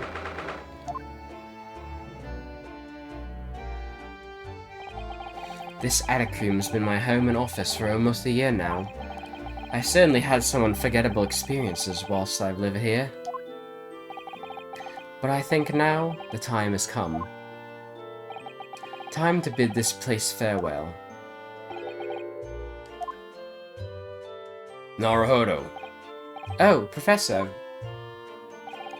Are you alone? I didn't hear any sound from Suzuto's room. Yes, Suzuto-san went out this after dinner. She took a carriage. Something about an important matter she needed to take care of. Ah, I see. I wanted to thank you for what you did earlier. Oh? With Iris, I mean. When the subject of her father came up. Lord Clint Van Zeeks. I made up my mind many years ago never to tell her who her real father was. It's what was agreed with Genshin, after all. Lord Clint Van Zeek's final wishes before he died, you mean? Yes. I've had to take some rather drastic steps at times to protect that secret, you know. Calling Suzuto-san back to Japan 6 months ago, for example. That's why? When I read Soseki-san's report about his final days in London, my heart nearly stopped. You stumbled across the crux of that terrible case, the dog's collar. The description of the Baskerville insignia left me in no doubt. Baskerville? If you decided to investigate that insignia sooner or later, you'd have made the connection to Van Zeek's. And to make matters worse, Sudato-san knew of the unpolished story as well. The story that Iris had written based on my notes from the time. Ah yes, the Hound of the Baskervilles. Exactly. So that's why it's called that. It was a work of fiction, but based on the grim reality of a huge beast of a dog being used as a murder weapon. A dog with the Baskerville family emblem around its neck. Armed with those two clues, I feared you and Suzato-san might arrive at the truth. So I invented that story about having collapsed to justify her leaving London and returning to Japan at once. All in aid of halting any investigations you and she might have been contemplating. I see. Something I've never understood is why Sudato-san came across that manuscript in Japan, though. You know, Iris is the Hound of the Baskervilles story, I mean. Sholmes sent it to me. That was before Suzato-san left Japan. He was very troubled about what should be done about it, you see. I had read it and carelessly left it on my desk, which is where Sudato came across it, of course. Ah. It was the only case Sholmes and I had ever pursued that I didn't record in meticulous detail. I was stunned when I discovered that young Iris had pieced together so much of it from my paltry notes. Sholmes and I discussed the matter, and I decided that we couldn't allow the story's publication. At that point, I returned the manuscript by post to Sholmes for safekeeping. So you did all that to stop Iris from finding out the truth about her father? That's right, because Sholmes had told me about how astute she'd become.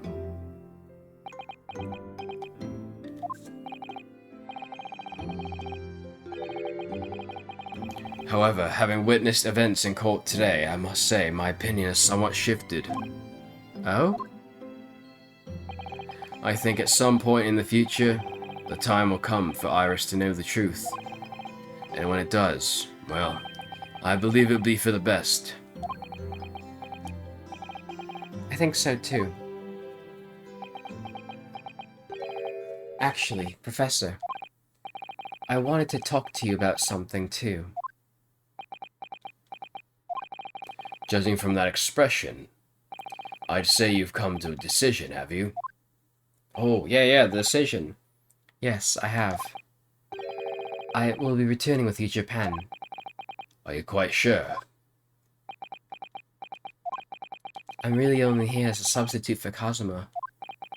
But he is here in Britain now, as originally intended. Locum student Naruhodo doesn't really have a right to stay, I think. I see. Looking back now, when I first arrived here in February. Ah, flashback.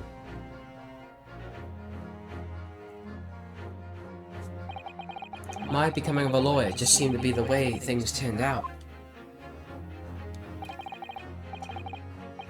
With Kazuma, Suzuto-san, and Mr. Sholmes all gently pushing me in that direction.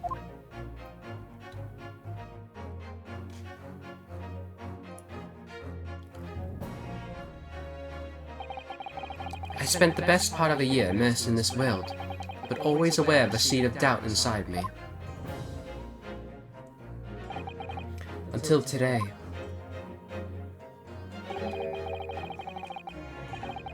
Standing in that courtroom earlier, all doubts vanished from my mind.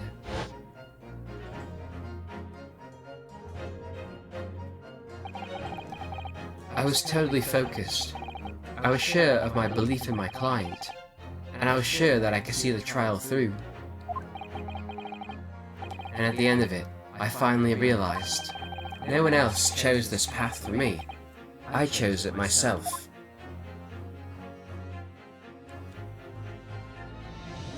The path of a defense lawyer, eh? Yes, that's what I am now.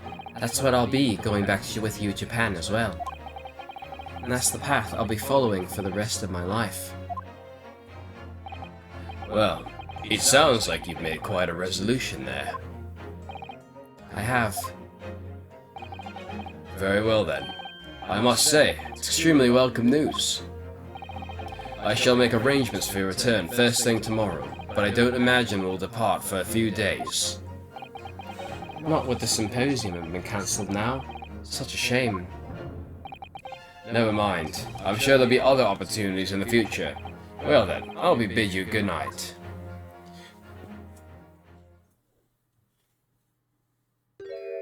Hey, Suzuto's here.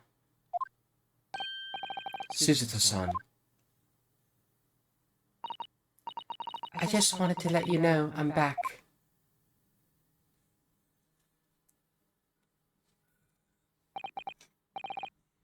Did you, hear what your father and I were discussing? I'm sorry, I did, yes. I couldn't help but... Oh, how much did you hear? Well, from the part about Iris's real father, I think. In other words, from the beginning. So you've made up your mind? You'll return to Japan and continue working as a defense lawyer? Yes. I'm sorry. I really should have consulted you about it. I did want to earlier this evening, actually, but you'd already gone out. Oh, no, that's quite alright. I've already known that's what you decided, Miss Naruhodo-san. You did?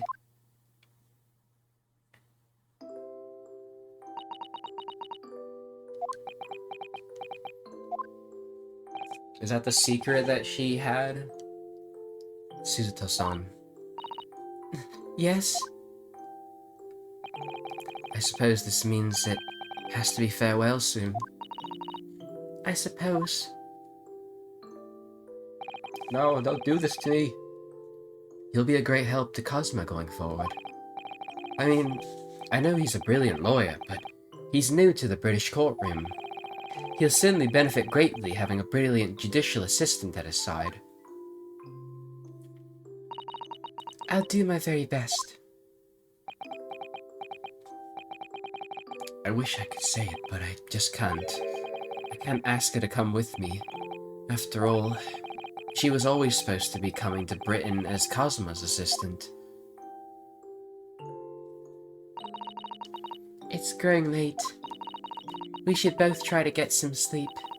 I'm sure you must be exhausted after today. Oh, yes, you're right. Before I retire, let me just say one more time. You really were quite splendid in court today. So if you ask me, anyone who thinks of you as a substitute at locum should be ashamed of themselves. Suzuto-san. Thank you.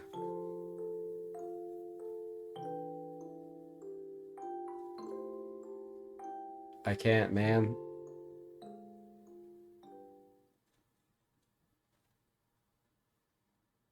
Oh, there's the docks.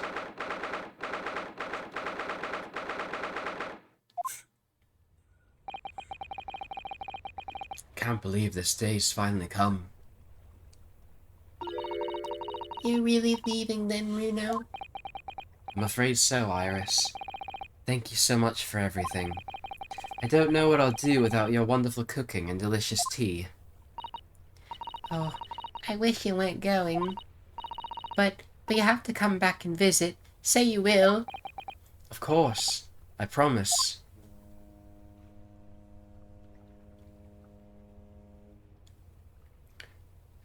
Well, it was a very brief reunion, but it was a pleasure to pursue a case with you again after so long. For a while, at least, it felt like old times. Yes, I suppose on reflection, there's something to be said for it. Having a little fun once in a while. I'll just go and say goodbye to the Professor as well, I think. Alright, Iris. You do that. I love the lighting here. It's so nice.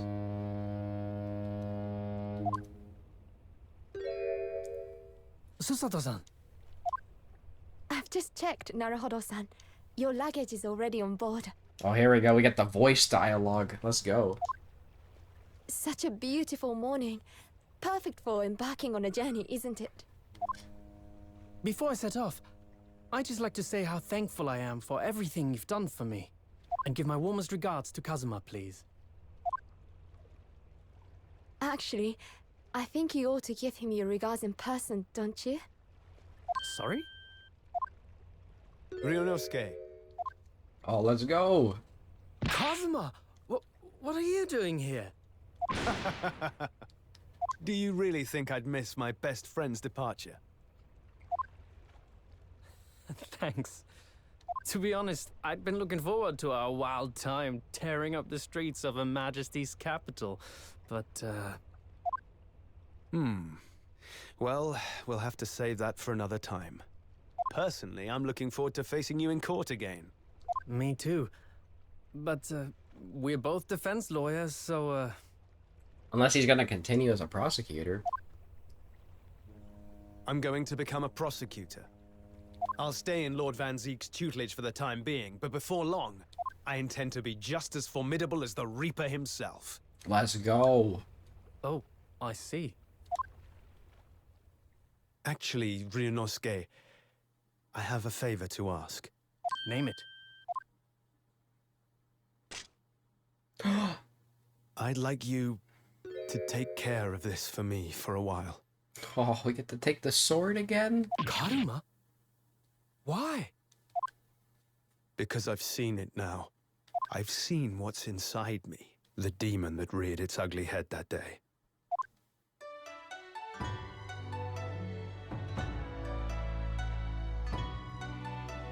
It was only for the briefest of moments. The last time I came face to face with that inspector, but it was unmistakable. I wanted to kill him. I've always known there are demons that live inside people. And now I know there is one in me.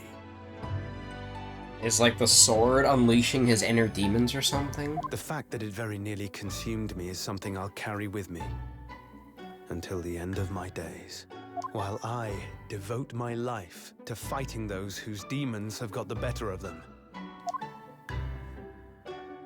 As a prosecutor. So, that's what you've resolved to do, is it? I mean, it is a good resolve, I will say. Until I'm ready to face the demon within me, to slay it once and for all. I leave this in your care, if you'll take it. Of course I will. Yes. I'll keep it by my side. Always.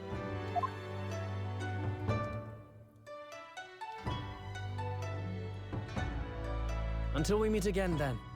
You have your path to follow, and I have mine. Naruhodo-san? They saved all the voice acting for this one scene. The path you're going to follow from now on.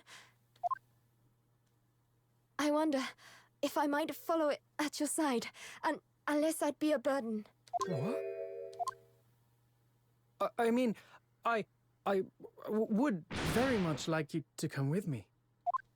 But aren't you... You're so predictable, Ryunosuke. I am? Honestly, you never change at all. But that's what I like about you. You mean you knew about this? It was the evening after Lord Van Zeek's trial came to an end. She came to see me at the prosecutor's office. Oh, that's what she went out for? Really? Oh, when I had that conversation with Professor Mikotoba. So, you'd go with Ryunosuke back to Japan? Yes. I know it's unfair of me to follow my own interests like this. Coming here especially to tell me. You're a stickler for etiquette, aren't you? Well, what are his feelings? We've never discussed it, of course, and Naruhodo-san has made no such suggestion. I worry that perhaps I'd be a burden to him. He's just as much of a stickler for etiquette as you are. He'd never say anything before he was asked. But I'd feel happy knowing you were with him. Aww. Look out for him on my behalf, will you? Of course. Damn, what the hell is happening with my stream? It's like so far behind now. Hold on. Okay. Now my Twitch is caught up.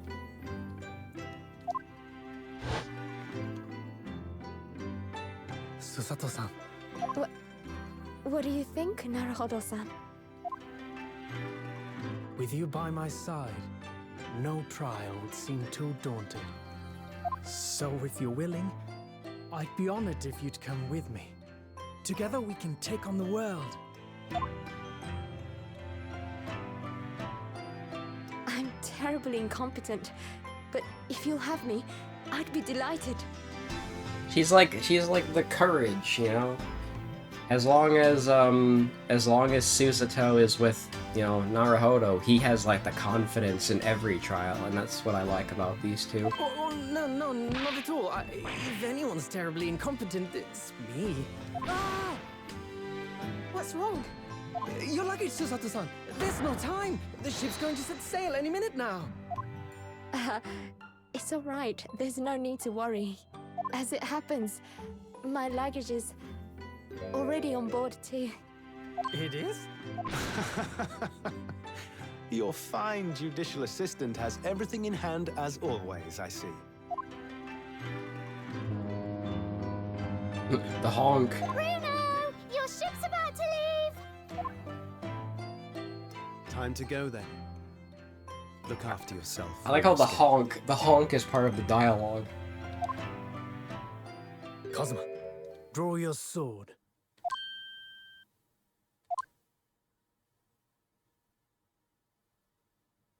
Oh shit.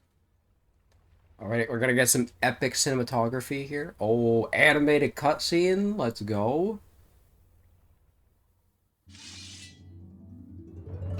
Yo! One day, when our paths cross, once more, we'll fight a duel of words across the courtroom. A day I eagerly await as a lawyer. This is why I would love Great Ace Attorney 3. Partner.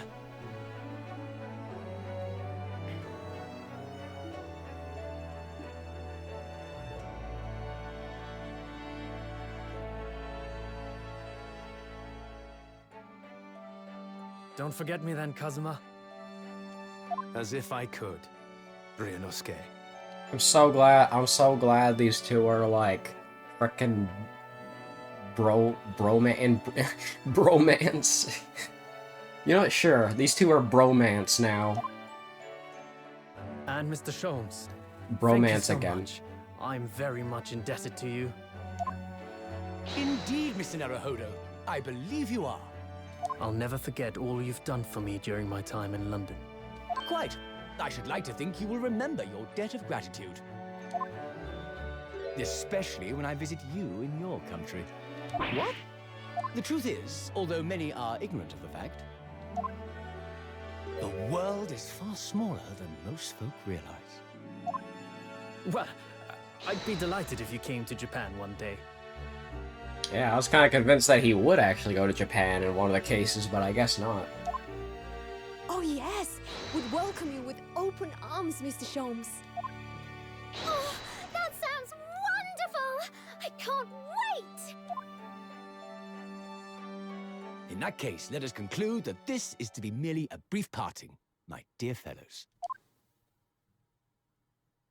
Wow, it is also really And surreal. that brings us to the end of my adventures in Great Britain. It's very surreal hearing all the characters voiced now. A peculiar twist of fate brought me halfway around the world those many months ago. But that was just the start of my journey. Who knows where fate will lead me next? Still, I'm confident this won't be my last meeting with the friends I've made in London. Hooray! And when we're together again. No doubt the first words I'll hear will be...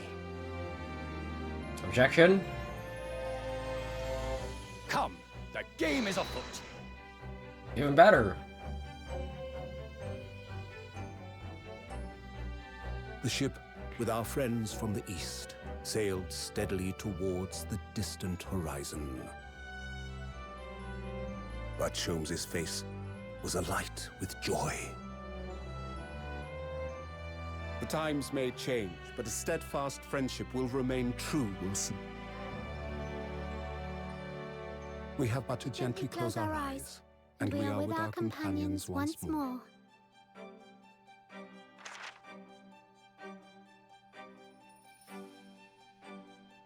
So, I do just that. Yeah, that's like a cool, like, dual layering of the voices there. And when I do, I can hear his strong, familiar voice ring out. Objection! There it is! Yes, he said the thing! Until we meet again, Bruno. Oh, hell yeah! Yeah, fuck mainline Ace Attorney. Great Ace Attorney is where is that? I so badly wanted to say that. No, it's okay. I love regular Ace Attorney, but holy shit, Great Ace Attorney just like blows it out of the gate. Oh my god. Ooh, wow. Almost going on 4 hours. Hopefully it's worth it. Oh, I should probably be reading these, right? The Empire of Japan, perhaps. I understand that wardrobe class incurs no charge whatsoever. Yeah, I definitely don't regret keeping the stream going. I gave a little note to her the other day. It just said, "Thank you for everything, Daddy," but it made Hurley cry. And I gave him some lotion I invented as well, to dye his hair red safely. But he said that might make him cry too, so he'd rather not use it. Pouty face. Oh yeah, the music in this game elevated this. It's elevated so much. Like, I didn't know what to think of it first. In those days when I was known as the Reaper, I felt your presence at my side. Once unable to bear the burden of that grim pseudonym, I even retired from the courtroom. Despite everything, I still wear your prosecutor's badge with pride. But the darkness that once beset me is no more, as you too are no more. In the words of a young foreign friend of mine, I must strive forward towards a bright future.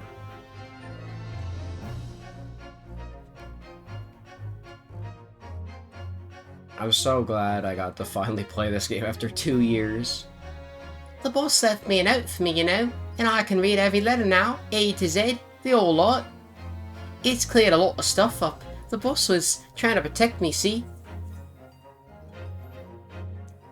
That's exactly what me and Chief Inspector Toby are here gonna do for the Londoners. I only wish I could see how grateful I was before, you know. Yeah, Gina got a huge, like, character arc in this game, and it was also great to see. She's definitely one of my faves now. Gina, the truth is, I'm not the upstanding fellow you think I am. You might be a diver heart, but it's a good heart. You've reminded me I need to be true to myself. I've got one more job to take care of before it's ta-ta to London Tower for the foreseeable. And then, I've got to complete your education in the art of detection a la Gregson, as they say. It's very sad that Luigi died, though. Very, very sad indeed.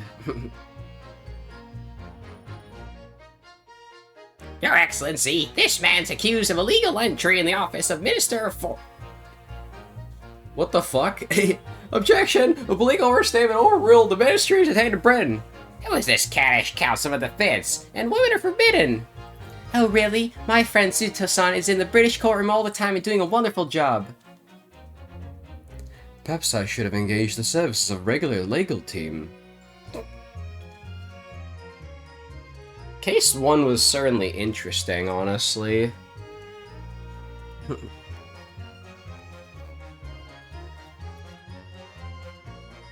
The only AA character with posthumous words in the credits? Mama, is it true about Japanese people? Are they experts at filleting corpses? Yes, they are. Fish corpses on the whole. I'd like to hone my own filleting skills. You don't mind, do you, Mama?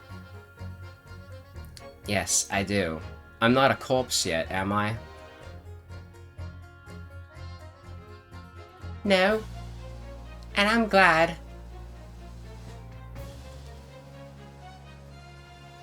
These two were certainly interesting characters, that's for sure.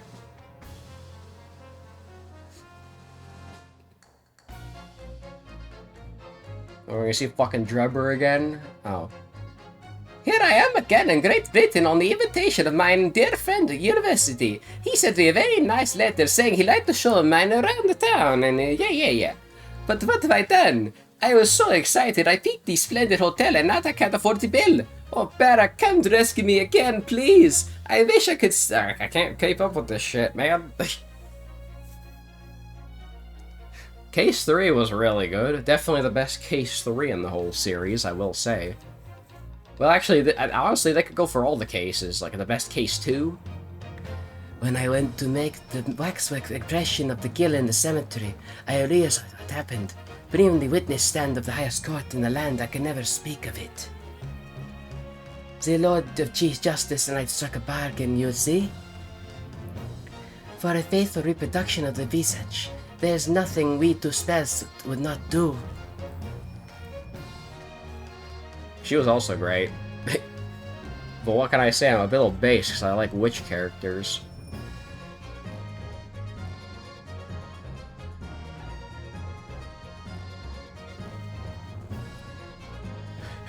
Everyone calls me gossip. I sell jaunty little tidbits to passerbys, you know? Hey, everyone calls me a pepino, and I sell spaghetti. It's more red in my head.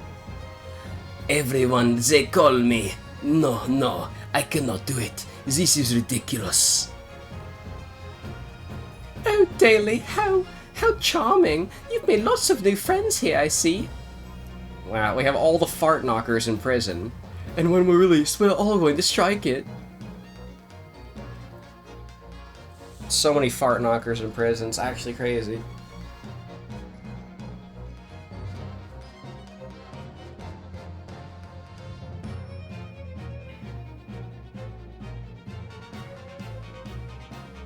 When I was accepted on the foreign study tour, I knew exactly what path I had to take. And however it might have ended, I knew that I wanted you there to see it. If I'd ended up in the dock, there's no one I would have rather had defending me. But now, thanks to you, there's a new path I want to take.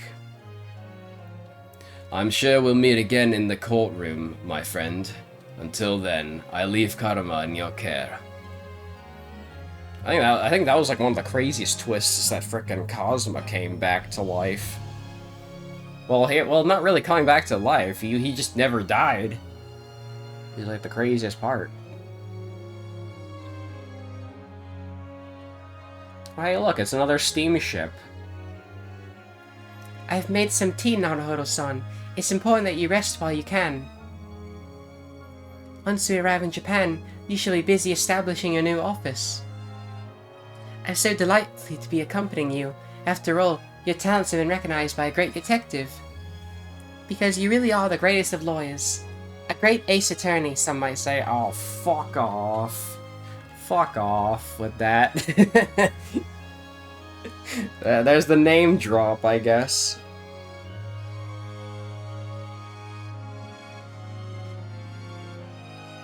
Yay, and there's our family. And the cat's there too. I would say that's thumbnail potential, but that's like pretty big spoilers, so I think I won't.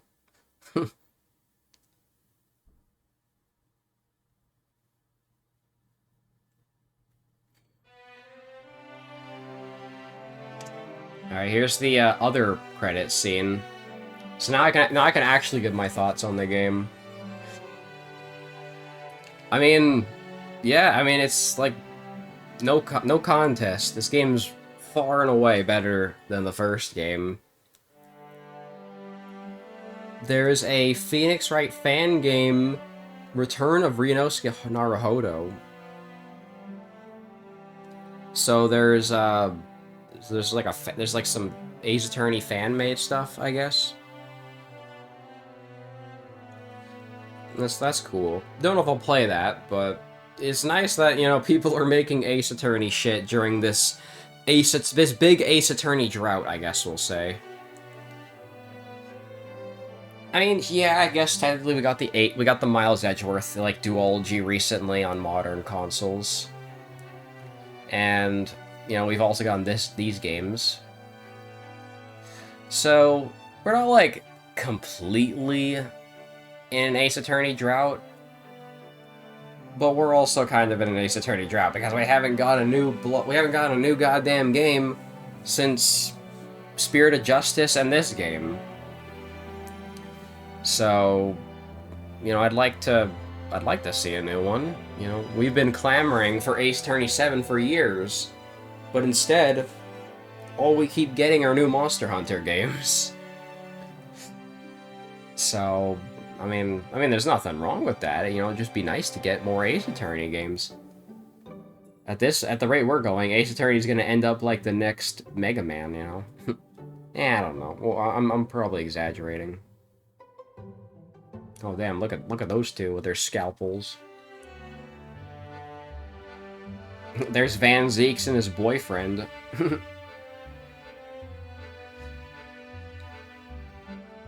Oh, and there's those fart knocker witnesses. Okay, I gotta stop focusing on the game. I gotta start giving my thoughts. I think like pretty much every single character in this game was also pretty likable too. Definitely very memorable as well. I mean, yeah, there were some weird witnesses, you know, like the frickin' balloon guy, these fart knockers. But they're at least, you know, very memorable in a way. They weren't like throwaway people. You know, because a lot of classic Ace Attorney, they have a lot of like throwaway witnesses that like you just kind of forget about. But I don't know. I feel like, oh, there! Look at that! Look at him! He's tap dancing. Okay, sorry. I'll focus on my thoughts. But I'm also glad because now this means that I have seen basically every Ace Attorney game to the end. Except for the Phoenix Wright one, which it did kind of get me thinking, right? After since I'm done with this game now, and there are no new Ace Attorney games, I think maybe in a year from now or something, maybe I can play Great Ace Attorney, or not Great Ace Attorney, maybe I can play Phoenix Wright versus Professor Layton on, you know, Citra or something. Yeah, the sword thing! Because the Professor Layton spin-off has not been re-released at all, it's stuck on 3DS. So I could probably, you know, just emulate that with Citra or something and just play it that way. And then we're getting the game upscaled still. And, you know, I'd get to actually finally experience that, because that's the only other Phoenix Wright game I have not seen. I've seen every other one. You know, I've seen the original trilogy, the Apollo Justice trilogy, the Miles Edgeworth duology, and now this duology. So, that's the only one I haven't seen now.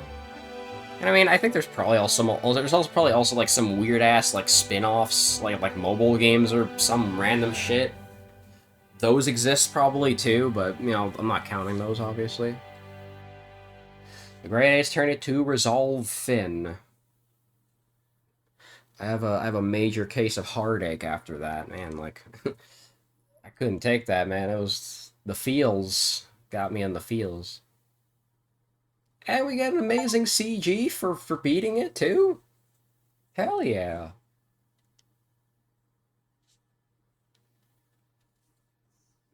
Well, what am I gonna do now? Nothing, I guess. I'm done Great Ace Attorney. It's as I said before. Great Ace Attorney is best experienced as a package, you know? You can't play one game without the other, really. You know? It's basically, the way I see it, much like the Miles Edgeworth... Well, I don't know, the Miles Edgeworth games aren't as interconnected as these ones, that's the thing. I think, like, one of the things I really loved about this is... Both of these games, they use the same soundtrack, because there's a lot of music from the first game that's used in the second game. You know, like, even coming down to stuff like the objection themes, the cross-examination themes, stuff like that. You know, it's like, it's the only Ace Attorney game that shares that much music, which I think really goes to show you that, you know, these games are just that interconnected. And so, the way I see it is... It's not 2 games with 5 cases each. It's one really big game with 10 cases in total. And I think that's the way that everybody should interpret, you know, Great Ace Attorney Chronicles. And honestly, the only regret I have is that I took 2 years off from this game. Because I forgot so much about the first game, and yet I also didn't. It all kind of came back to me as I was playing the second game, so... Yeah. But, that'll do it for Great Ace Attorney. That's gonna be the finale. I think I'm gonna keep this long-ass finale. I think it's satisfying that enough that it kind of needs to be a long-ass finale, because if I split it in half, it's like, where would I even split it? Like, it's just, there's not really a good place to split it, honestly. So, yeah, we'll just have a 4-hour finale, because fuck it. We had a long episode before with Case 3 finale, that was 3 hours, so why not? Make the finale 4 hours, fuck it. So, as for what's next, I did start Kirby and the Forgotten Land alongside this, but I kind of, like, brushed it aside so that I could finish this game, because I kind of got into it, like, halfway through. So, now that I'm done this game, I can put my focus into Kirby and the Forgotten Land again, and that's going to be my primary series until I finish that. And, you know, until then, I might have some other series planned for the future. Like, eventually I'd like to get to Touhou 9 at some point, maybe this month or next month, because I haven't done a Touhou game in a whole year now. So I think it's finally time, maybe. But, as for my other thoughts with this game, I'm just happy to be an Ace Attorney fan, is all I'm gonna say. And, I'm so glad that I got to experience these games blind, because, yeah, it kind of makes me wish I experienced the other games blind, but I think, honestly, it just made these games that much more epic, because they felt like these mysterious games that I didn't know anything about. And, you know, I think just because of the fact that they are, like, you know, so separated from the mainline games, it kind of didn't really matter too much. Because it's not like I was going into the game being like, oh, this is Phoenix Wright's, like, 7th game, you know? I got to experience Ryunosuke's adventure from the beginning to the end without having any outside knowledge, you know? I don't really know what else to say though, but those are my thoughts on the game, I'll say. So, yeah, if I ever do Ace Attorney in the future, it'll be with the Professor Layton game, which the main reason why I wanted to do the Professor Layton game is because I heard the music in that game is composed by the same people who did the music for this game. So it'll kind of make me feel a little bit at home, honestly. And, you know, with, you know, the whole Professor Layton series taking place in London anyways, it kind of just feels like an appropriate follow-up, in my opinion. So, you go from the Great Ace Attorney Chronicles, and then it'll make the Professor Layton game feel a lot more, you know, natural, I guess.